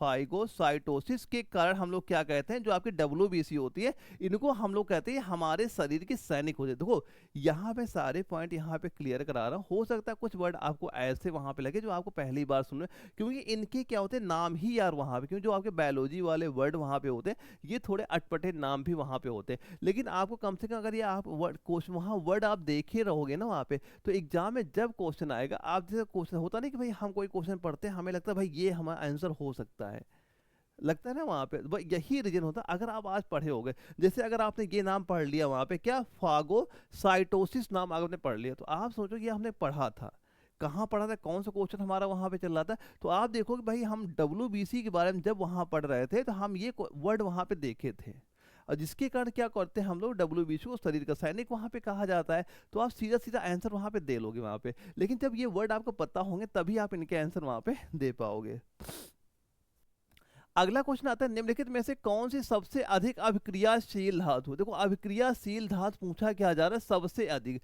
देखो इसके लिए आपको पूरा क्रम पता होना चाहिए, ये क्वेश्चन आपका ऑप्शन में हमेशा डिपेंड करता है। जब आपका ये नागपुर एआरओ में क्वेश्चन पूछा गया था, वैसे देखो इसका क्रम क्या बताओगे, तो अगर इसकी अभिक्रियाशीलता क्रम देखा जाए, सबसे पहले किसका नाम आएगा, इसका के का नाम लिखना, फिर इसके बाद सोडियम आपका यहाँ पे हो गया, कैल्शियम आपको जैसे हो गया, इसके बाद जैसे आपका मैग्नीशियम हो गया, इसके बाद क्या आएगा, एल्यूमिनियम हो गया, एल्यूमिनियम के बाद जैसे आपका ये जिंक यहाँ पे आ गया, इसके बाद दोस्तों जैसे आपका आयरन हो गया। ये आपको जो क्रम आप जहाँ जब आपको पता होगा तभी आप इसका आंसर वहाँ पे आप ये एक प्रकार का क्रम वहाँ पे आपका हो जाता है। फिर क्या लिख देंगे हम लोग, सिल्वर लिख देंगे, लास्ट में हम लोग क्या लिखते हैं, गोल्ड का नाम यहाँ पे लिख देते हैं। तो यहाँ पे जब हम ये क्रम वहाँ पे देख रहे हैं, तो यहाँ पे हमने देखा कि देखो यहाँ पे आपका सोडियम आपका दिया नहीं जा रहा है, सोडियम नहीं होगा, पोटेशियम आपका दिया नहीं गया ऑप्शन में, ये भी नहीं होगा। फिर हम देख रहे हैं कैल्शियम यहाँ पे दिया गया है, कैल्शियम, ये कैल्शियम दे दिया गया, तो हम यहाँ पे कह सकते हैं इनमें से आपका कैल्शियम आपका राइट आंसर यहाँ पे हो गया। अगर यहीं पे सोडियम ऑप्शन हमारा दिया होता है तो हम किस पर टिक करते हैं, सोडियम का। तो ये क्रम आपको पता वहां पे आपका होनी चाहिए, तभी आप इसका आंसर वहां पे दे सकते हैं। तो ये क्रम आप नोट कर लेना। ये क्रम कैसा हो जाता है कि जो आपके सबसे अधिक अभिक्रियाशील जो धातुएं होती हैं उनका क्रम यहाँ पे आपका हो जाता है। और दोस्तों जो आपको ये कैल्शियम होता है, तो आपको पता ही होगा कैल्शियम काम क्या होता है, जैसे हमारी जो हड्डियां मान लो मजबूत करने का होता नहीं भाई, कि आपकी हड्डियां कमजोर हो रही है, तो आप जाओ कैल्शियम की टैबलेट ले लो, वो खाओ ताकि आपकी हड्डियां मजबूत वहां पे हो जाए। तो इसका काम यही होता है कैल्शियम का कि जो हमारी हड्डियों को मजबूत करना, या एक काम ये भी आपका होता है कि जो आपके सीमेंट का निर्माण भी वहाँ पे होता है, ये भी कैल्शियम के द्वारा ही वहाँ पे आपको होता है। और कैल्शियम क्या काम करता है, जैसे जल का शोधन वहाँ पे होता है, इसका भी मान लो काम कौन करता है, कैल्शियम ही वहाँ पे आपका काम करता है। तो कोई भी चीज़ आपसे पूछी जा सकती है। अब एक क्वेश्चन ये आता है कि अगर हमारे शरीर में कैल्शियम की कमी हो जाए, अगर पूछा गया अगर शरीर में कैल्शियम की आपकी कमी वहां पे हो जाए तो क्या दिक्कत वहां पे देखने को मिलेगी। अभी तो क्या बताओगे यहाँ पे, अभी मैंने आपको क्या बताया था, आस्टियोपोरोसिस, आस्टियोपोरोसिस बताया था वहां पे, ये आपका वहां पे हो जाता। आस्टियोपोरोसिस बताया था क्या, दुआ काम क्या था, कैल्शियम हड्डियां मजबूत करने का। तो कैल्शियम कमी हो गई, क्या हुआ, हड्डियां कमजोर हो गई। हड्डियां कमजोर होती क्या होती है, आस्टियोपोरोसिस होता है, जिसमें हड्डियों, मैंने बताया था हल्के हल्के बारीक छेद हो जाते हैं, यानी बहुत कमजोर हो जाती है। हल्का फुल्का झटका लगने से भी हड्डियां आपकी टूट जाती है। तो कमी से क्या बताओगे, आपको आस्टियोपोरोसिस नामक रोग आपको देखने को वहां पे मिल जाता है, जो कि आपका हड्डियों से संबंधित वहां पे हो जाता है। अगले क्वेश्चन की अगर हम लोग बात करें, पूछा गया जो कृत्रिम रेशम के रूप में क्या जाना जाता है। जो अब कृत्रिम रेशम के रूप में क्या आपका जाना जाएगा, पॉलीथीन है, रेयान है, टेफ्लॉन है, या पॉलिस्टर है। तो किसका नाम यहाँ बताओगे, अगर पेपर में क्वेश्चन आपका पूछा गया तो आप कहोगे सर हम तो कहेंगे रेयान का नाम बताएंगे। ऑप्शन बी आपका राइट आंसर यहाँ पे हो जाता है। दोस्तों होता क्या है, जो आपका ये रेयान होता है, एक कृत्रिम रेशम वहां पे होता है जो आपका सेलुलोज से बनाया जाता है। किसके द्वारा आपका ये बनाया जाएगा, आप कहोगे ये आपका सेलुलोज के द्वारा के माध्यम से आपका वहां पे आपका बनाया जाता है, जो प्राकृतिक रेशम की तरह चमकदार और मुलायम होता है, लेकिन सस्ता भी होता है और आसानी से हर जगह हमें मिल भी वहां पे जाता है। तो क्या बताएंगे, रेयान हमारा राइट आंसर यहाँ पे हो जाता है। अगर कभी क्वेश्चन ये पूछा गया कि जो बताओ अच्छा रेयान की खोज कौन से वर्ष में की गई थी, किसके द्वारा वहां पे की गई थी, तो क्या बताओगे, इसकी खोज दोस्तों आपकी 1891 में हुई थी। और किसके द्वारा वहां पे हुई थी, तो किसके द्वारा हुई थी, नाम क्या बताओगे, मैरी हिलेयर, मैरी हिलेयर के द्वारा वहां पे हुई थी। ये दोनों चीज भी आपको पता वहां पे होनी चाहिए कि कुछ भी आपसे पूछा जाए आप उसका आंसर आसानी से वहां पे दे लें। अब बताओ दूध को मथने पर क्रीम इससे अलग हो जाती है, ये किस कारण से वहां पे होता है। कि देखा होगा, जो हम लोग घरों में देखा होगा, जो माताएं लोग वहां पे होती है, होता है घी निकालना है, तो घी निकालने क्या करते हैं, एक मथानी से दूध नहीं मथा करती हैं कि जो हमारा दूध मक्खन होता है साइड में वहां पे निकल आता है। तो इसमें पूछा गया उसका रीजन क्या वहां पे होता है, वजह क्या है उसकी वहां पे। तो आप वजह क्या बताओ, सीधा सीधा हम कहेंगे वजह होती है आपकी अपकेंद्री बल वहां पे होती है। ऑप्शन नंबर बी आपका राइट आंसर यहाँ पे हो जाता है। अब देखो अब केंद्रीय बल का देखो यहां से आपका न्यूमेरिकल क्वेश्चन भी बन सकते हैं वहां पे। तो इसके लिए आपको अपकेंद्रीय बल का फार्मूला पता होना चाहिए। तो अपकेंद्रीय बल का फार्मूला हम लोग सीधा सीधा क्या कहोगे, अपकेंद्रीय बल F बराबर हो जाएगा m ओमेगा स्क्वायर r। ठीक है, देखो यहाँ पे क्या होता है, m क्या होता है, उसका द्रव्यमान यहाँ पे आपका हो जाता है। अब यहाँ पे ये क्या हो जाएगा, आप कहोगे ये कोणीय वेग आपका वहां पे होता है, और आर का पता क्या होता है, ये आपका त्रिज्या यहाँ पे आपके हो जाती है। देखा होगा आपको जो कपड़े एक क्वेश्चन यहाँ ये भी पूछा जा सकता है, यहाँ हमारा दूध को मथने पे क्रीम पूछा गया। अब ये क्वेश्चन पूछा जाता है कि वॉशिंग मशीन में जो हम लोग कपड़े वहां पे सुखाते हैं, तब उसका आंसर क्या बताते हैं वहां पे, किसकी वजह से वहां पे होता है, तो वो भी आपका अपकेंद्री बल की वजह से ही वहां पे आपका होता है, वो भी आपका अपकेंद्री बल की वजह से ही आपका राइट आंसर वहां पे हो जाता है। अब अगला क्वेश्चन हमारा साइंस का पूछा गया था अंबाला एआरओ में कि निम्नलिखित में से कौन सी सबसे अधिक आघात वर्धनीय धातु है। देखो आघात वर्धनी का मतलब क्या होता है, यानी उसको हम कितना भी पीटते जाएं, यानी बहुत पतला वहां बना सकते हैं, ये होता है आघात वर्धनी, यानी बिल्कुल पतला बना सकते हैं वहां पे। तो ये पूछा जाए कौन सा इसमें आपका हो जाएगा, टिन है, कापर है, एल्यूमिनियम है, या गोल्ड है, तब आप इसका राइट आंसर कितना वहां बता सकते हैं। देखो इसका पूरा क्रम आपको पता होना चाहिए। जैसे सबसे ज्यादा क्या हो जाएगा, आप किसका नाम बताओगे, गोल्ड का। ये भी क्वेश्चन आपका ऑप्शन में ही वहां पे डिपेंड करता है। एक गोल्ड हो गया, गोल्ड के बाद आपने कहा सिल्वर का नाम बता दिया, किसका, सिल्वर का। सिल्वर के बाद आपने बता दिया किसका नाम, कापर का, कापर आ जाएगा। कापर के बाद क्या आएगा, आप कहोगे एल्यूमिनियम। इसके बाद क्या आपका होता है, आप बताओगे एल्यूमिनियम का नाम बता दोगे। इसके बाद क्या आता है, जैसे आपका टिन वहां पे आ जाता है, लेकिन हमने यहाँ पे देखा हमें गोल्ड खुद ही यहाँ पे दिख गया, तो आप क्या कह दोगे, ऑप्शन नंबर डी आपका बिल्कुल राइट आंसर यहाँ पे आपका हो जाता है। तो यहाँ पे ये मान चलना कि अगर आप 1 ग्राम 1 ग्राम अगर आप गोल्ड वहां पे ले लो, 1 ग्राम गोल्ड से लगभग आप 2 किलोमीटर पतला तार आप वहां बना सकते हो। इतना आप इसको बारीक पतला वहां पे कर सकते हो। तो क्या हो जाएगा, यानी 1 ग्राम गोल्ड से आप 2 किलोमीटर पतला तार तक वहां पे आप बना सकते हो। दोस्तों जो गोल्ड है, अगर गोल्ड का आपसे ये भी पूछा जा सकता है, गोल्ड का घनत्व तो बता दो हमें कितना होता है। तो गोल्ड का अगर आपसे घनत्व तो आपसे पूछा जा सकता, तो क्या बताओगे? या आपसे ये पूछा जाए कि जो गोल्ड हमारा होता है कितने ताप यानी पिघलन बिंदु, कितने ताप पे आपका ये पिघलना वहां पे स्टार्ट आपका हो जाता है। तो पहले ये बताओ घनत्व कितना वहां पे हो जाएगा। तो घनत्व बताओगे 19.3 ग्राम प्रति सेंटीमीटर क्यूब यहाँ पे हो जाएगा। और पिघलन पॉइंट अगर पूछा जाए 1064 डिग्री सेंटीग्रेड, ये क्या हो जाएगा, आपका पिघलन बिंदु हो जाता है। तो कोई भी चीज पूछे आप उसका आंसर आसानी से वहां पे दे सकते हैं। अच्छा ये बताओ, आपका जूलॉजी की कौन सी शाखा उभयचर के अध्ययन से संबंधित है? ये बताओ उभयचर में कौन से जीव वहां पे आते हैं? बताओ कि अध्ययन संबंधित होंगे। हार्पेटोलॉजी है, मार्फोलॉजी है, आपका एथोलॉजी है, या आपका मेमोलॉजी है? तो क्या बताओगे राइट आंसर इसका? आप बताओगे सर हम तो कह देंगे क्या, हार्पेटोलॉजी यहाँ पे बताएंगे। ऑप्शन नंबर ए आपका राइट आंसर यहाँ पे हो जाता है। देखो उभयचर में देखो कैसे जीव आते हैं, जैसे आपका मेढक हो गया। मेढक क्या होता है, उभयचर होता है यहाँ पे मेढक में। इसका मतलब होता है वो जीव होते हैं जो जल में भी रह सकते हैं और थल में भी रह सकते हैं, दोनों जगह रह सकते हैं। वो क्या कहलाते हैं, आपके उभयचर वहां पे कहलाते हैं। अब एक क्वेश्चन बहुत ज्यादा पेपर में आता है, याद कर लेना। अगर पूछा गया कि पक्षियों का अध्ययन होता है, यानी पक्षी का जो अध्ययन होता है ये किसमें आपके होता है, कौन सी बायोलॉजी कौन सी शाखा के अंतर्गत वहां पे होता है?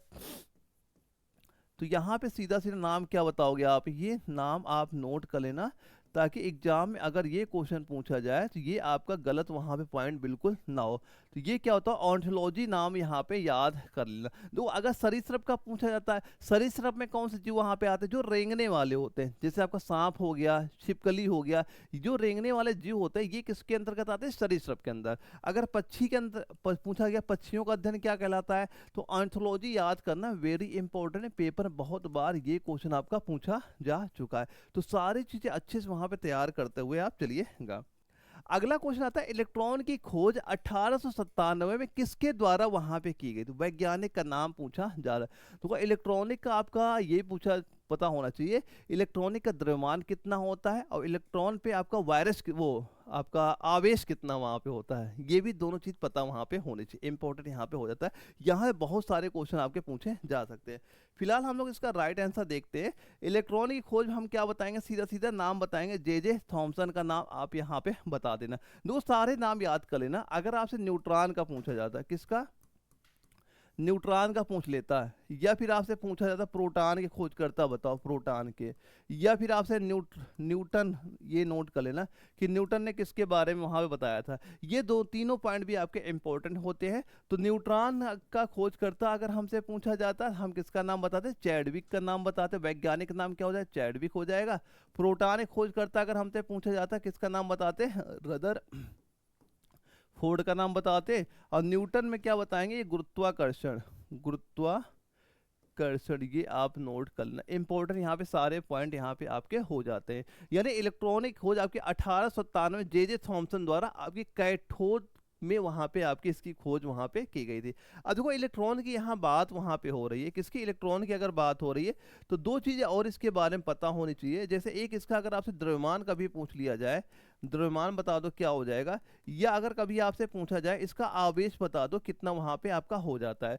तो द्रव्यमान कितना बताओगे इलेक्ट्रॉन का वहां पे, तो इसका द्रव्यमान आप सीधा सीधा कहोगे 9.1 इंटू 10⁻31 kg, ये क्या हो जाएगा, इसका द्रव्यमान हो जाएगा।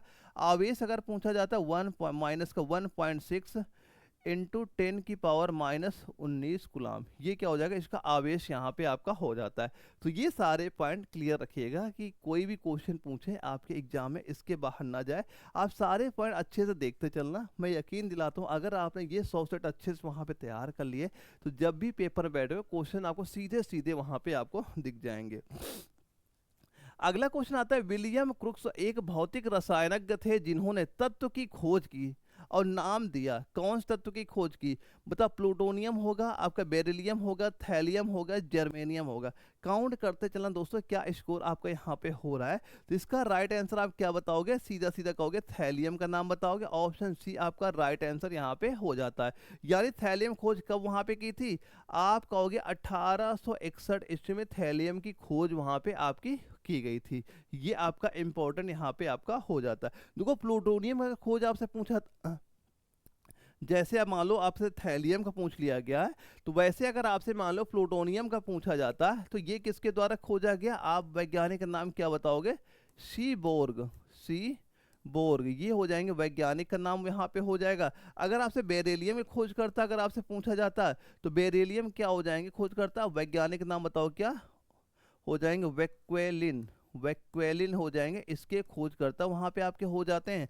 जर्मेनियम खोजकर्ता अगर आपसे पूछा जाता है तो किसका नाम बताते हैं, विंकलर का नाम आप यहाँ पे बता देते हैं, विंकलर का नाम यहाँ पे आपका हो जाता है। तो ये सारे पॉइंट आपको पता यहाँ पे होने चाहिए। देखो जो आपके थैलियम की बात यहाँ पे चल रही है, अगर इसका पिघलन बिंदु आपसे थैलियम का पूछा जाए कि पिघलम पॉइंट, पिघलम बिंदु इसका क्या वहां पे आपका हो जाता है, या इसका पूछा जाए अच्छा इसका बताओ उच्च घनत्व, उच्च घनत्व भी हमारे एग्जाम में आ चुका है, या आपसे ये पूछ लिया जाए इसकी ऑक्सीकरण संख्या, ऑक्सी करण संख्या बताओ क्या। देखो ये आपके क्वेश्चन तब आते हैं जब पेपर आपका काफी हार्ड वहां पे आता है, क्योंकि आपके जो 50 क्वेश्चन पेपर में आते हैं उसमें कम से कम आपने देखा होगा कि मिनिमम 30 क्वेश्चन आपके बिल्कुल नॉर्मल ही वहां पे होते हैं और 10 क्वेश्चन आपके मॉडरेट होते हैं, यानी वो हार्ड नॉर्मल से थोड़ा आपके हार्ड लेवल के क्वेश्चन होते हैं। और आपको 5-6 क्वेश्चन ऐसे वहां पे दिखेंगे, आपको ये लगेगा भाई ये तो हमारा आउट ऑफ सिलेबस हो गया। और वहीं पे ये क्वेश्चन पूछेगा,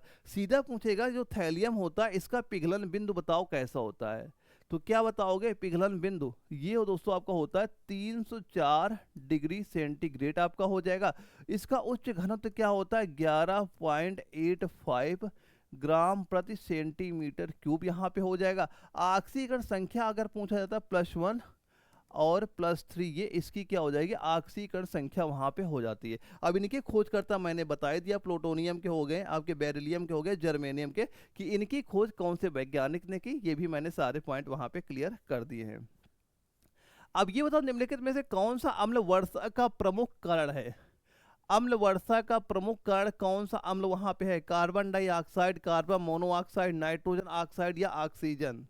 तो प्रमुख कारण क्या होता है अम्ल वर्षा। दो एक क्वेश्चन ये भी आता है कि एक क्वेश्चन ये पूछा जाता है जो आगरा का ताजमहल है जो उसका रंग हल्का पीला वहां पड़ गया है उसका कारण वहां पे क्या है, उसका भी दोस्तों रीजन आपकी ये अम्ल वर्षा ही वहां पे है। अम्ल वर्षा के कारण जो आपका ताजमहल है उसका रंग हल्का पीला वहां पे होगा, जिसकी प्रेजेंट टाइम पे वहां सफाई वहां पे की जाती है, कई बार वहां पे हो चुकी है।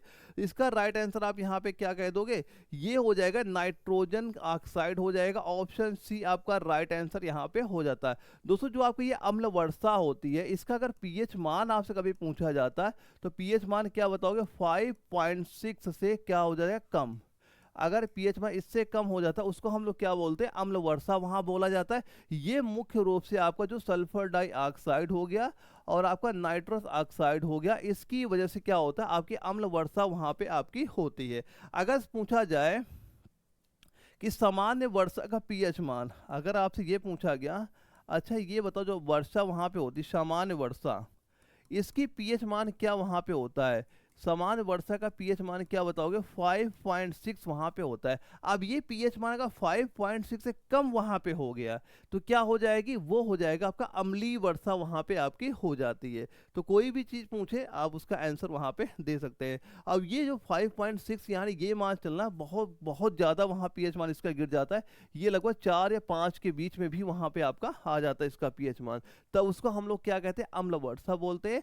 और अम्ल वर्षा का मेन रीजन यही होता है जिससे वहां पे अगल बगल कोई अगर फैक्ट्री है, जैसे आपने देखा होगा आगरा में कई सारे चमड़े की फैक्ट्री हैं, तो वहां जो उसका प्रदूषण वहां पे होता है और उसके बाद जब वहां बारिश होती है वो बारिश कैसी होती है अम्ल वर्षा के रूप में होती है। तो वो अम्ल वर्षा की वजह से जो आपका आगरा का ताजमहल है उसका रंग हल्का पीला वहां पड़ गया था, जिसकी वजह उसके टाइम पे टाइम उसकी सफाई वहां पे आपकी होती ताकि उसका जो रंग है संगमरमर का जो मेन रंग है वो आपका आता वहां पे रहे। अगला क्वेश्चन आता है तितली के कायांतरण में तीसरा चरण बताओ कौन सा है। देखो इसके जब चरण आपके पूछे जाएंगे तभी आपको उसका आंसर दे पाओगे। यहाँ पे हमसे मान लो तीसरा पूछ लिया गया, हो सकता है आपसे पहला ही पूछ ले, दूसरा पूछ ले या चौथा पूछ ले, तो इसका जो क्रम आपको पता होगा तभी उसका आंसर आप वहां पे दे पाओगे। देखो इसका क्रम क्या होता है, सबसे पहले क्या होता है आपका अंडा वहां पे होगा, पहला चरण। इसके बाद क्या है, दूसरे में आपका आता है क्या, लार्वा वहां पे हो जाता है। तीसरे में दोस्तों क्या होता है आप बताओगे, प्यूपा वहां पे बनता है। और चौथा जो लास्ट वाला होता है वो क्या हो जाता है आपका वयस्क वहां पे आपका हो जाता है। तो हमसे क्या पूछा गया, तीसरा, तो पहला दूसरा तीसरा क्या हो जाएगा, प्यूपा यहाँ पे होता है। तो हम लोग कह सकते हैं ऑप्शन नंबर डी आपका राइट आंसर होगा। अम्बाला एआरओ में सीधा सीधा आर्मी जीडी के एग्जाम में क्वेश्चन पूछा गया था। पहला अगर पूछा जाता आप अंडा बोलते, ये पहला हो गया, ये दूसरा हो गया, ये तीसरा हो गया, ये आपका चौथा क्रम वहां पे हो गया। तो कोई भी चीज पूछी जाती आप उसका आंसर दे पाते। तो गैल्वेनाइजेशन की प्रक्रिया में लोहे पर क्या जमा किया वहां पे आता है। दो गैल्वेनाइजेशन प्रक्रिया आपको पता ही वहां पे होगी कि जो हमारा लोहा है, लोहे में जंग वहां पे ना लगे, तो जंग से बचाने के लिए हम लोग क्या करते हैं, उसमें जिंक की परत वहां पे चढ़ा देते हैं। आप कहोगे ऑप्शन नंबर ए आपका राइट आंसर यहाँ पे हो जाता है। इंपॉर्टेंट है, सीधा सीधा क्वेश्चन ऐसा ही आपका पूछा जाएगा वहां पे, तो याद करना, क्योंकि ये भी क्वेश्चन कई बार एग्जाम में रिपीट तक वहां पे हो चुका है। इंपॉर्टेंट क्वेश्चन यहाँ पे हो जाता है, यानी जो 50 क्वेश्चन मैं यहाँ पे कराने वाला हूँ, हर क्वेश्चन आपके एग्जाम के लिए वहां जरूरी वहां पे हो जाता है। तो अच्छे से आप तैयार करते हुए वहां पे चलिएगा। शरीर के किस भाग में रक्त का उत्पादन वहां पे होता है। तो अभी मैंने बताया था वहां पे, जब बात हो रही थी, हम डब्ल्यूबीसी के क्वेश्चन हमारा आया था वहां पे, जब हमने बताया था जो डब्ल्यूबीसी कहाँ पे इसका उत्पादन होता है, आप क्या, हमने क्या बताया था, अष्टमज्जा में। चाहे वो आरबीसी का पूछे, चाहे डब्ल्यूबीसी का पूछे, चाहे प्लेटलेट्स का पूछे, सभी का क्या हो जाएगा, अस्थिमज्जा ही आपका राइट आंसर वहां पे आपका हो जाए। कोई भी चीज आपसे पूछे सभी में यही आपका आंसर हो जाएगा। अब देखो रक्त की कमी से अगर क्वेश्चन पूछा जाए क्या दिक्कत वहां पे होती है, तो कमी से क्या बताओगे, यहाँ पे एक एनीमिया नामक रोग होता है। क्या बताओगे, एनीमिया। एनीमिया नामक रोग अगर कभी क्वेश्चन पूछा है किस वजह से होता है, तो हमारे शरीर में जब क्या हो जाएगा, रक्त की कमी यानी खून की कमी होती है, कौन सी बीमारी हमें देखने को मिल जाती है, एनीमिया नामक रोग आपको वहां पे हो जाता है। अब ये बताओ, यहाँ से हमारे मैथ के क्वेश्चन स्टार्ट हो जाते हैं। 15 क्वेश्चन हमारे मैथ के भी हमारे एग्जाम में क्वेश्चन पूछे जाते हैं। और मैथ के मैं आपके वो क्वेश्चन लेके आया हूँ जो अगर आप मैथ आपने यही क्वेश्चन तैयार कर लिया सारे वहाँ पे, तो मैथ को सीधे सीधे आपको पेपर वहाँ पे देखने को मिल जाएंगे। यानी इसके इस टाइप के अलावा आपके पेपर कोई अलग से एक्स्ट्रा क्वेश्चन वहाँ पे नहीं बन सकता है।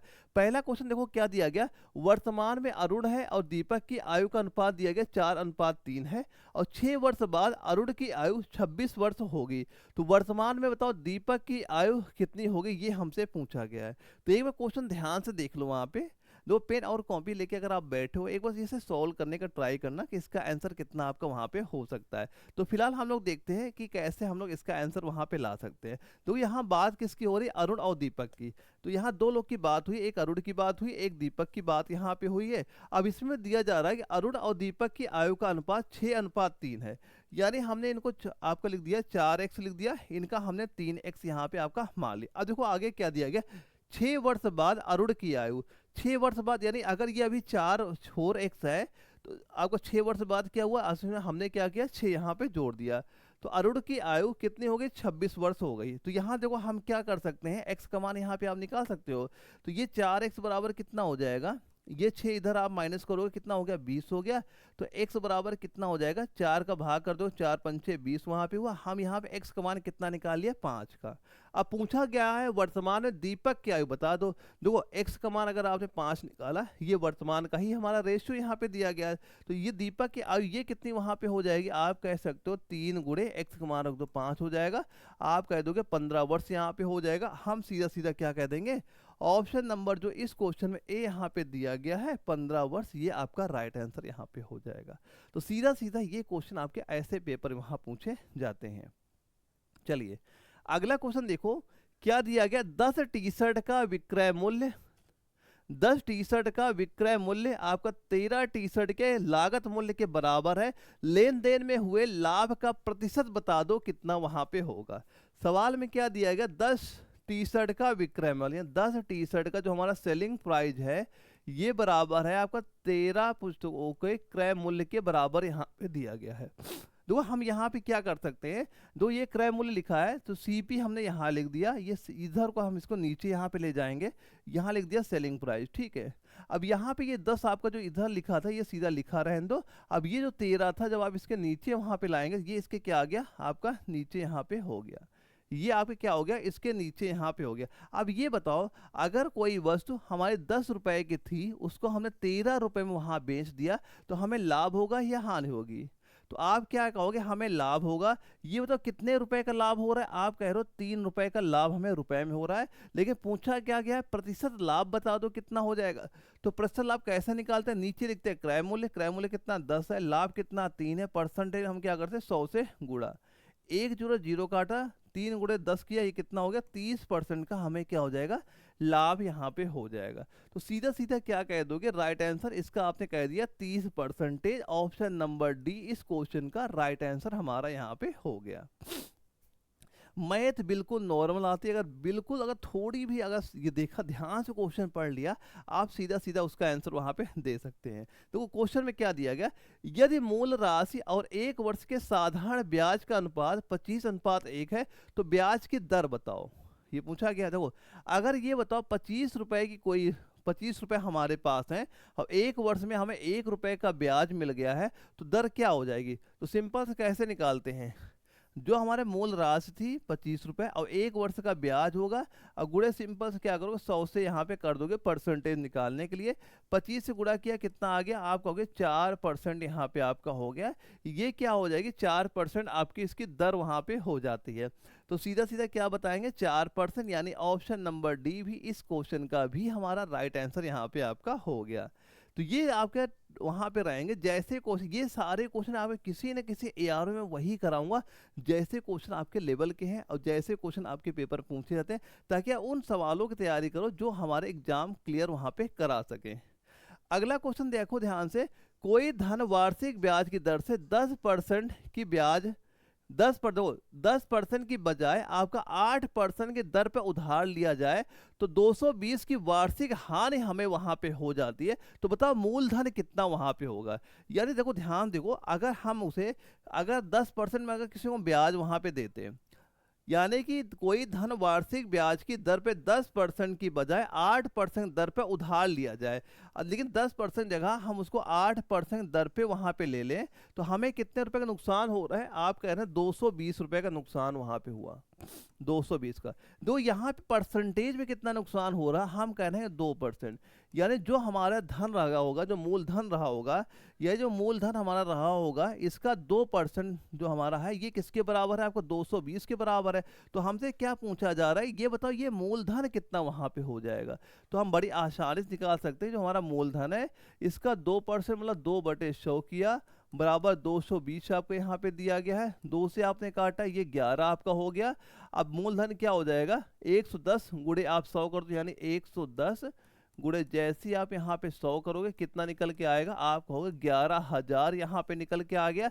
तो हम ये कह सकते हैं कि हमारा मूलधन कितना यहाँ पे हो जाएगा, ये हो जाएगा आपका 11,000, यानी ऑप्शन नंबर जो इसका बी यहाँ पे दिया गया है ये इसका राइट आंसर आपका यहाँ पे हो जाता है। सीधे सीधे क्वेश्चन आपसे ये चीज वहां पे पूछी जाएगी।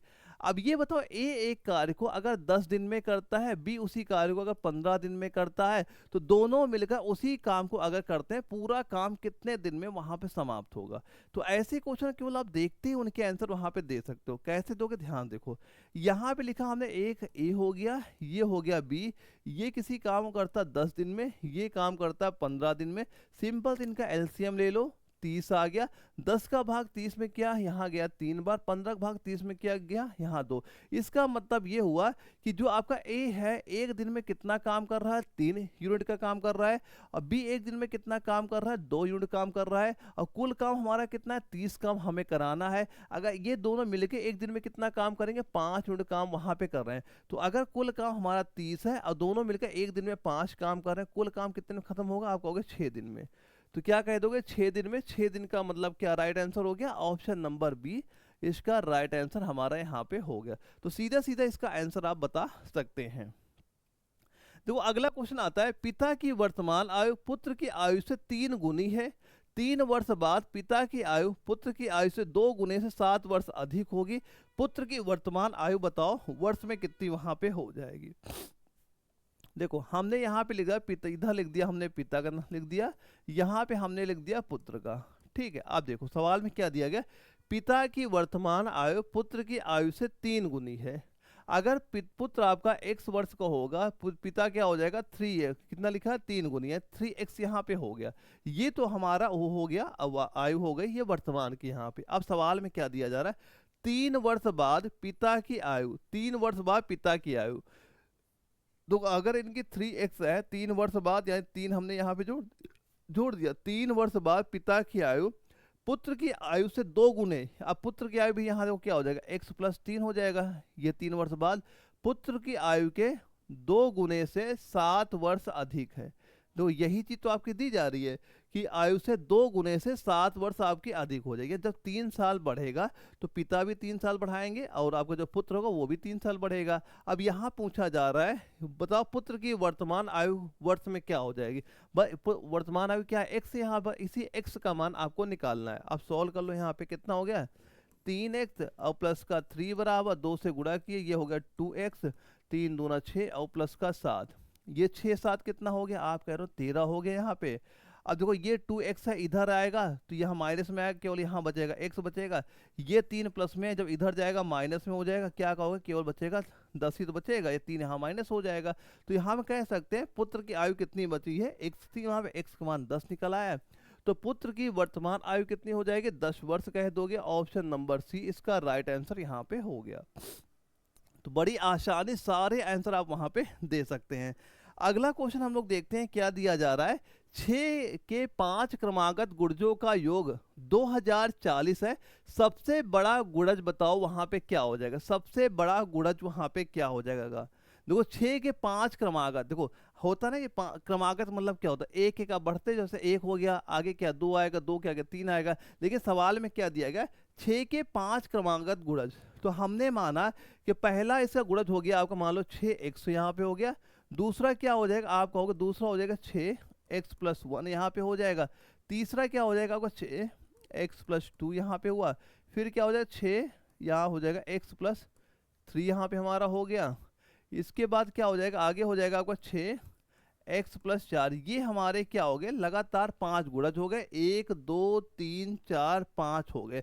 अब देखो इनका योग कितना दिया गया, 2040 दिया जा रहा है और हमसे पूछा गया सबसे बड़ा गुणज, तो सबसे बड़ा गुणज यही वाला हमारा होगा। अब देखो सबसे पहले क्या करो, इन सभी को जोड़ लो। जब इन सभी को जोड़ो कितना मान यहाँ पे निकल के आएगा, यानी 6x जब आगे हम गुणा कर देंगे 6x + 1 होगा, 6 चौदह 12 हो जाएगा। जब आप इस सभी को जोड़ोगे तो हम ये कह सकते हैं इनका योग किसके बराबर हो गया। तो योग सीधा सीधा कहोगे 6 5x और प्लस का 10, ये हमारा योग हो जाएगा।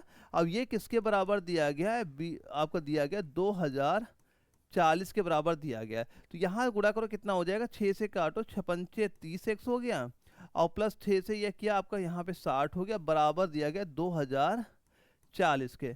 तो यहाँ पे 30x बराबर क्या हो जाएगा, ये 60 इधर जब माइनस वहाँ पे कर दोगे, ये हो गया आपका 1980 यहाँ पे निकल के आ गया। तो x बराबर क्या हो जाएगा, आप सीधा कहोगे 1980 बटे यहाँ 30 करोगे, इसको सॉल्व किया, हमारा ये 66 यहाँ पे निकल के आ गया। अब जब x का मान 66 आपका निकल आया, इसी x का मान यहाँ पे आप रख दीजिए, यानी 6। अब यहाँ पे जब आप 66 रखोगे, 66 + 4 कितना हो गया 70 आपका यहाँ पे हो जाएगा। तो हम लिख सकते 66 गुणे आपको ये 70 यहाँ पे आप कर दोगे। अब इसको सॉल्व करो कितना आ जाएगा, आप कहोगे ये 66 यहाँ लिख रहे हैं, यहाँ पे 6 आपका लिखा है, 6 गुणे आपका ये हो गया 70 हो गया। ये करोगे 42 है, 420 यहाँ पे आपका हो कितना हो गया, आप कहोगे 420 आपका हो गया। तो आपका क्या हो जाएगा, सबसे बड़ा जो गुणज हो जाएगा कितना हो जाएगा 420 हमारा आ गया। यानी ऑप्शन नंबर ए इसका राइट आंसर यहाँ पे हो गया। बस इन सभी को जोड़ दो, जो सवाल में यही दिया गया, इन सभी का जोड़ इसके बराबर आपका दिया गया है, सबसे बड़ा गुणज पूछा जा रहा है। तो एक्स का मान निकाल लो, एक्स का मान यहाँ पे रख दो, आपका सीधा सीधा आंसर इसका वहां पे निकल आएगा। अगला क्वेश्चन हम लोग देखते हैं क्या दिया गया। एक 7 मीटर गहरा और 2 मीटर व्यास का कुआं खोदने के लिए कितने मीटर मिट्टी हमें वहां पे खोदनी पड़ेगी, कितने मीटर मिट्टी हमें वहां खोदनी पड़ेगी, ये चीज पूछा जा रहा है। तो सिंपल से क्या बताओ, देखो यहाँ पे अगर 2 मीटर व्यास दिया जा रहा है, तो ये बताओ त्रिज्या क्या हो जाएगी। त्रिज्या होती है व्यास की आधी होती है, तो त्रिज्या होगी आप कहोगे एक यहाँ पे हमारी होगी। अब पूछा क्या जा रहा है, कितनी मिट्टी खोदनी पड़ेगी, यानी हमसे क्या पूछा गया, आयतन हमसे पूछा जा रहा है। आयतन क्या होगा इसका, पाई आर स्क्वायर एच यहाँ पे हो जाएगा। पाई का मान कितना रखोगे, यहाँ रख दो 22/7। आर का मान 1 है, 1 का वर्ग करोगे 1 ही वहां पे हो जाएगा। 1 गुणे एच का मान कितना दिया जा रहा है, 7 मीटर गहरा, तो यहाँ पे इसका मान हो गया 7। अब देखो 7 से 7 काट दो, अब यहाँ पे क्या हुआ 22 गुणे 1 करो, कितना आएगा 22 ही यहाँ पे हो गया। यानी हम कहेंगे 22 क्यूबिक मीटर आपका राइट आंसर यहाँ पे हो जाएगा। तो सीधा सीधा क्या कह दिया, ऑप्शन सी आपका राइट आंसर इस क्वेश्चन का हमारा हो गया। 22 क्यूबिक मीटर आपका राइट आंसर सीधा बनेगा। और जयपुर एआरओ में आपके आर्मी जीडी के एग्जाम में सीधे सीधे क्वेश्चन यहाँ पे पूछा गया था। अगला था एक घन जिसकी प्रत्येक भुजा 5 सेंटीमीटर है, तो का संपूर्ण पृष्ठीय क्षेत्र बताओ। तो घन का संपूर्ण पृष्ठीय क्षेत्रफल का फार्मूला क्या होता है, हम कहते हैं 6 गुणे भुजा स्क्वायर। तो क्या हो जाएगा 6 गुणे भुजा कितनी 5 है, यानी यहाँ होगा 25, गुणा कर दो कितना आ जाएगा, आप कहोगे 150 वर्ग सेंटीमीटर स्क्वायर आपका राइट आंसर हो गया। सीधा सीधा क्या कह दिया 150 सेंटीमीटर वर्ग स्क्वायर, 150, यानी ऑप्शन नंबर ए इस क्वेश्चन का राइट आंसर आपका हो गया। लखनऊ एआरओ में सीधे सीधे क्वेश्चन पूछा गया। जितने क्वेश्चन कराए जा रहे हैं बस यही तैयार करके पेपर में बैठ जाना, पेपर में आपके इसके बाहर क्वेश्चन कोई भी नहीं जाने वाला है। अगला क्वेश्चन आता है 5% की वार्षिक ब्याज की दर से 4 माह में 600 रुपए पर साधारण ब्याज दो। यहाँ 4 माह लिखा है, ठीक है, लेकिन पूछा क्या जा रहा है वार्षिक। अब बताओ 4 माह को अगर हम वार्षिक वर्ष में बदलें कितना लिखेंगे, तो देखो 4 माह लिखा है, तो एक माह मान लो एक साल में कितने महीने होते हैं, आप कहते हैं 12, 12 से आप भाग कर दीजिए कितना हो जाए 4 3 12, यानी हम 1/3 यहाँ पे आप लिख देंगे, क्योंकि पूछा किस में जा रहा है वार्षिक, तो हम महीना हटा के वार्षिक में ही उसे वहां पे रखेंगे। अब देखो इसका क्या होता है, सिंपल इंटरेस्ट फार्मूला क्या होता है हमारा, मूलधन होता है गुणे दर होता है गुणे समय होता है बटे 100 यहाँ पे होता है। तो यहाँ पे क्या क्या दिया जा रहा है, मूलधन कितना है, हम कह रहे हैं 600 रुपये आपका मूलधन यहाँ पे दिया गया है। दर कितनी है, दर आपकी दी गई 5%। और ये समय कितना है आपका 1/3, 1 यहाँ हो जाएगा, 3 हमने मान लो नीचे ही लिख दिया, 100 बटे आपने सीधा 3 कर दिया। 2 0 2 0 सीधा सीधा काटा, 3 से ये काटा, 3 गुना 6 हुआ, 5 गुणे 2 किया, कितना हो गया आपका 10। क्या बताओगे कितना हो गया, कितने रुपए हो गया, आप कहोगे 10 रुपए का आपका साधारण ब्याज वहां पे मिलेगा। ऑप्शन नंबर बी इस क्वेश्चन का राइट आंसर यहाँ पे सीधा सीधा आपका निकल के आ जाएगा। अगला क्वेश्चन ध्यान देखो क्या दिया गया। अब यहां से हमारा अगला क्वेश्चन आता है 12 24 30 का लघुत्तम समापवर्तक बताइए क्या वहां पे होता है। तो लघुत्तम समापवर्तक सीधा गुणनखंड विधि लगाइए, वहां से आंसर इसका निकाल सकते हैं। जैसे कि यहाँ पे क्या दिया गया, 12 है 24 है 30 है, इसका पूछा जा रहा है लघुत्तम समापवर्तक। तो गुणनखंड विधि से आप लगाएंगे, आसानी से इसका आंसर आ जाता है। देखो क्या करते हैं, पहले 2 से काटेंगे, यहाँ दुछाग 12 हुआ, ये 12 हुआ, इधर आपने क्या लिखा 15, फिर यहाँ 2 से किया, ये 3 हो गया, दुछाग 12, ये 15 कटेगा नहीं यहाँ पे, फिर 2 से काटोगे, ये 3 ही लिखा यहाँ पे, 2 तिहाई 6 हो जाएगा, ये आपका हो गया 15, ठीक है। अब क्या किया आपने, इसे 3 से काट दो, यहाँ पे 1 हुआ 1 हुआ, 3 5 15 हो गया, फिर एक बार 5 से जाएगा, 1 लिखा 1 लिखा, फिर 1 हो जाएगा, हाँ 1 हो गया। अब इसे गुणा कर लो, 2 2 दूना 4 हुआ, 4 दूनी 8 हुआ, 8 तरीका आपका 24 हुआ। तो 24 गुणे आप यहाँ कर दोगे 5 कर दोगे, कितना निकल के आ गया आपका 120 यहाँ पे निकल के आ गया। तो यही 120 क्या हो जाएगा हमारा गुणनखंड आ जाएगा। यानी इन सभी को आप गुणा कर दोगे, जो आपका आंसर होगा वही आपका राइट आंसर यहाँ पे निकल के आ जाएगा। तो यहाँ से हम लोग क्या निकाल सकते हैं, एलसीएम निकाल सकते हैं। ये कौन सी विधि होती है आपकी, गुणनखंड विधि वहां पे होती है, जहां से हम किसी भी संख्या का एलसीएम आप वहां पे निकाल सकते हैं। अगला सवाल आता है, यदि एक विषम अंक 5 से विभाज्य है तो निम्न में से कौन सा अंक उसकी इकाई अंक होगा। देखो हमें पता है कि अगर कोई अंक 5 से संख्या कब कटती है, जब उसके इकाई में या तो 0 हो या 5 तभी कट सकती है वहां पे। लेकिन यहाँ पे एक चीज ये भी बता दिया गया है, तो यदि एक विषम अंक की बात वहां पे हो चुकी है, तो विषम अंक का इकाई अंक 0 हो नहीं सकता है, तो उसका इकाई अंक क्या बचता है, केवल 5 ही हमारा बचेगा। तो हम सीधा सीधा क्या कह देंगे, ऑप्शन सी इसका राइट आंसर आपका वहां पे हो जाएगा। बस जो चीज पूछी जा रही जैसे पूछी जा रही आप सॉल्व करो, आपका आंसर वहां पे देखने को मिल जाएगा। अगला सवाल क्या है, जब एक पासा फेंका जाता है उसके कितने फलक हो सकते हैं? भाई बात अगर पासे की हो रही, पासे में कितने फलक हो सकते हैं? भाई 6 ही तो फलक वहां पे हो सकते हैं। तो आप सीधा सीधा इसका आंसर देखते ही बता दोगे, सी आपका राइट आंसर यहाँ पे हो जाएगा। क्योंकि ये क्वेश्चन ऐसे क्वेश्चन पेपर में पूछे गए हैं वहां पे आपके। ये सीधा से क्या होता है, ये आपके ऐसे क्वेश्चन होते हैं जिन्हें आप केवल देखते उनके आंसर बता सकते, क्वेश्चन देखोगे आंसर आपको सीधा सीधा निकल के आ जाएगा।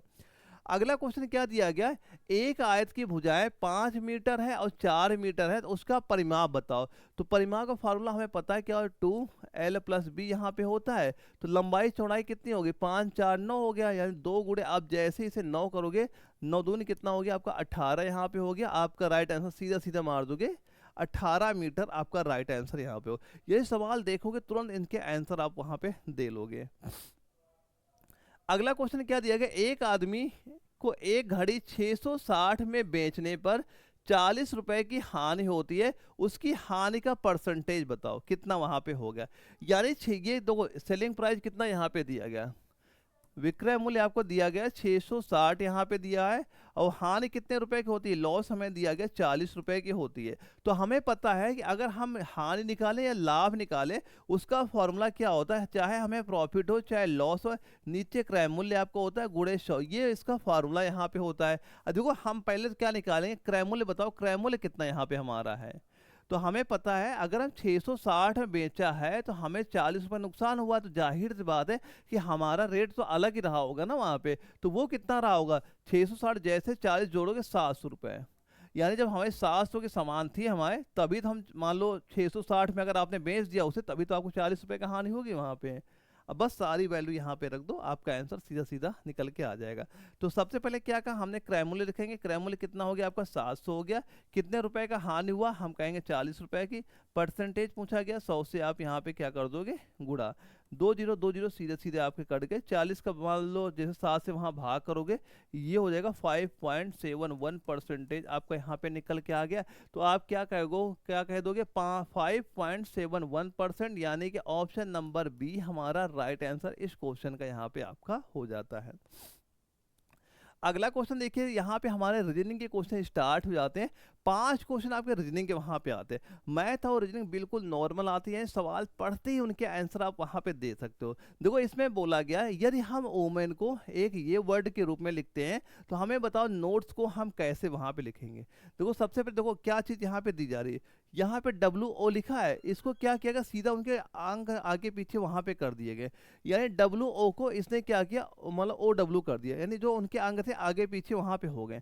तो यहाँ पे हम ये कह सकते हैं जो आपका NO लिखा है तो पहला अक्षर क्या हो जाएगा ON हो जाएगा, तो इसमें ON दिया, ये आंसर नहीं हो सकता इसमें भी नहीं दिया है, तो ON यानी 2 ये हमारे और बच रहे हैं जो हमारे राइट आंसर यहाँ पे हो सकते हैं। अब देखो लास्ट के 2 अंक फिर हम चेक करते हैं, यहाँ पे देखो N लिखा है, देखो यहाँ पे क्या लिखा EN लिखा है, तो EN कहाँ पे देखो EN, यहाँ पे EN देखो ये दोनों अंक हमारे चेंज हो रहे हैं, NE को हम क्या कर दिया EN कर दिया है। अब इसको भी चेंज कर लो, जहाँ पे ES लिखा है इसको हम लोग क्या लिख सकते हैं लास्ट में SE, यानी अंतिम में क्या आएगा हमारा E आएगा। तो E किस में आ रहा है, केवल इसी में तो हमारा आ रहा है यहाँ पे, तो आप देखते क्या कहोगे, ऑप्शन सी आपका राइट आंसर हो जाएगा। तो सीधा सीधा आपका ये भी आंसर यहाँ पे सही हो जाता है। आप काउंट करते चलना है क्या स्कोर आपका यहाँ पे हो रहा है, यानी कम से कम अगर आपके 35 क्वेश्चन सही हो गए तो मान चलना आपको सिलेक्शन पक्का वहाँ पे देखने को मिल जाएगा। अगला क्वेश्चन क्या दिया गया, निम्नलिखित श्रृंखला की जगह बताओ कौन सा अक्षर यहाँ पे आएगा, क्वेश्चन मार्क जगह क्या आपका आएगा। सीरीज क्या यहाँ पे दी गई है, देखो पहले आपको 2 लिखा है, फिर यहाँ पे 7 लिखा है, फिर आपका 14 लिखा है, फिर आगे यहाँ पे आपको 23 लिखा हुआ है, फिर यहाँ पे बताओ यहाँ पे क्या आएगा, आगे आएगा 47। अब देखो यहाँ पे हमने क्या किया, अगर डिफरेंट लेके सॉल्व करो, यहाँ पे देखो 2 और 7 के बीच में कितना अंतर है, आप कह रहे हो यहाँ पे 5 का अंतर हो गया। और देखो 7 और 14 के बीच में डिफरेंट कितना है, आप कह रहे हो 7 का डिफरेंट यहाँ पे हो गया। इसके बीच कितना डिफरेंट आप बता रहे हो 9 का। देखो हम एक चीज यहाँ पे ये देख रहे हैं कि सभी संख्या में आपका 2-2 संख्याएं बढ़ रही हैं, तो 9 में जैसे 2 संख्या बढ़ाएं कितना हो जाएगा आपका 11, यानी जो हमारी ये 23 संख्या दी जा रही है इसमें 11 जोड़ दो, 11 जोड़ो कितना आ जाएगा आप कहोगे 34 यहाँ पे हो गया। तो हम क्या कह सकते हैं, यहाँ पे कितना आपका आ जाएगा 34, 34 हो जाएगा। यही 34 आपका राइट आंसर यहाँ पे हो गया। बस एक सीरीज चल रही है, उसमें देखो क्या बढ़ रहा है क्या घट रहा है, आप उसका आंसर वहाँ पे दे सकते हो वहाँ पे। और ये भी आपका जयपुर एआर में सीधे सीधे क्वेश्चन हमारे जीडी के पेपर वहाँ पे पूछा गया था। अगला क्वेश्चन हमारा क्या दिया जा रहा है, ये बताओ, एक अदिति नाम की पुरुष की तस्वीर की ओर इशारा करते हुए इस्ता ने कहा, उसके पिता की पत्नी की बेटी का एकमात्र भाई विराज का पिता है, आदित्य का विराज से क्या संबंध है। ये आपका आता है ब्लड रिलेशन का क्वेश्चन वहां पूछा गया था। देखो कैसे सॉल्व करोगे, इसमें क्या दिया गया, एक आदित्य नामक पुरुष की तस्वीर की ओर इशारा करते हुए इस्ता ने कहा, तो किसके बारे में कहा, आदित्य। तो यहाँ पे हमने क्या लिख दिया, आदित्य, मान लो ये आपके हो गए। आदित्य की ओर इशारा करते हुए क्या कहते हैं कि उसके पिता, यानी जो इस्ता, इनके जो फादर वहां पे हो गए, फादर के लिए हमने क्या लिख दिया, प्लस यहाँ पे लिख दिया। इसके पिता की पत्नी, इनके पिता की पत्नी, यानी ये क्या हो जाएंगे, हस्बैंड वाइफ हो जाएंगे, यहाँ पे हमने लिख दिया माइनस। यानी इनके पिता की पत्नी की बेटी का, पत्नी की बेटी का, यानी इनकी पत्नी हो गई, इनकी बेटी, मान लो ये यहाँ पे बेटी आपकी होगी, पत्नी की बेटी का एकमात्र भाई। अब यानी ये अब एकमात्र अगर भाई है तो ये आपस में क्या हो जाएंगे, भाई बहन हो जाएंगे। ये क्या हो जाएंगे आपस में, बहन है तो यहाँ लिख दिया भाई बहन का रिश्ता यहाँ पे आपका हो गया। ये क्या हो गया, इसका भाई हो गया।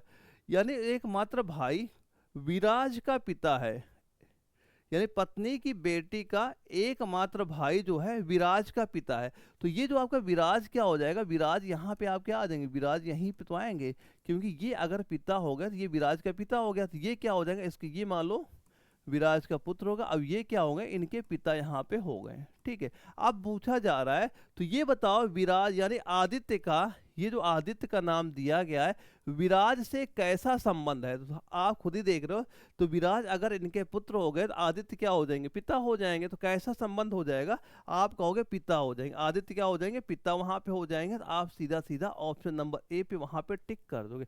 इसमें क्वेश्चन में कुछ नहीं होता, जो चीज जैसी आपको दी जा रही वैसे आप उसका चित्र बनाते चलो, आप आसानी से आंसर वहां पे उनका दे सकते हैं। अगला क्वेश्चन क्या दिया जा रहा है, दिए गए विकल्पों में से 3 विकल्प एक निश्चित तरीके से समान है, हालांकि एक विकल्प अन्य 3 की तरह नहीं है, उस विकल्प का चयन वहां पे करो। यहां बताओ, बकरा है, बिल्ली है, मुर्गी है, गाय है, तो इनमें से अलग कौन हो जाएगा। दो, केवल आपका मुर्गी ही इसमें अलग आएगी। मुर्गी क्या होती है, मुर्गी आपके अंडे देती है। अब इसके अलावा जितने भी आपके आते हैं सारे स्तनधारी में वहां पे आते हैं, सारे स्तनधारी में आ जाते हैं। तो मुर्गी ही केवल आपकी अलग हो जाएगी। मुर्गी क्या होती है, केवल आपके अंडे वहां पे देती है। तो क्या कह दोगे, ऑप्शन नंबर सी इसका राइट आंसर हमारा यहाँ पे हो जाता है। अगला क्वेश्चन आता है, उस विकल्प का चयन करें जो तीसरे शब्द से उसी प्रकार संबंधित है जिस प्रकार दूसरा शब्द पहले शब्द से संबंधित है। जैसे प्रतिमा की क्या होती है, एक आकार होती है, गाना में क्या होता है भाई, गाने की एक धुन तो होती है, केवल गाने क्या होती है, धुन वहां पे होती है। तो हमने क्या बोला, गाने की धुन होते हैं, ट्यून होती है। आप क्या कर दोगे, ऑप्शन नंबर डी आपका राइट आंसर होता है। अंबाला एआर में सीधे सीधे क्वेश्चन आपके पेपर में ऐसा वहां पूछा गया था। इसके बाद दोस्तों यहाँ पे सारे क्वेश्चन हमारे कंप्लीट यहाँ पे हो जाते हैं। अब ये काउंट करके देखना क्या स्कोर आपका वहाँ पे हुआ था, और जो नोट्स आपने ले रखे हैं बस वही तैयार करना। अगर किसी बच्चे के पास नोट्स वहाँ पे ना हो तो स्क्रीन जो व्हाट्सअप नंबर शो कर रहा है मुझे व्हाट्सअप पे मैसेज कर दीजिएगा। ये नोट्स मैं अभी आपको प्रोवाइड वहाँ पे करा दूंगा। अगर आपने एग्जाम पहले ये सारे नोट्स वहाँ पे तैयार कर लिए, और जितने मैं क्वेश्चन आपको बता रहा हूँ सारे क्वेश्चन के आप अच्छे से प्रैक्टिस वहाँ पे करते हुए चलोगे, तो जब आपका एग्जाम लगेगा इसके बाहर क्वेश्चन आपके बिल्कुल नहीं जाएंगे। लेकिन जो चीज़ें जैसी आपको बताई जा रही वैसे आप तैयार करते हुए चलना।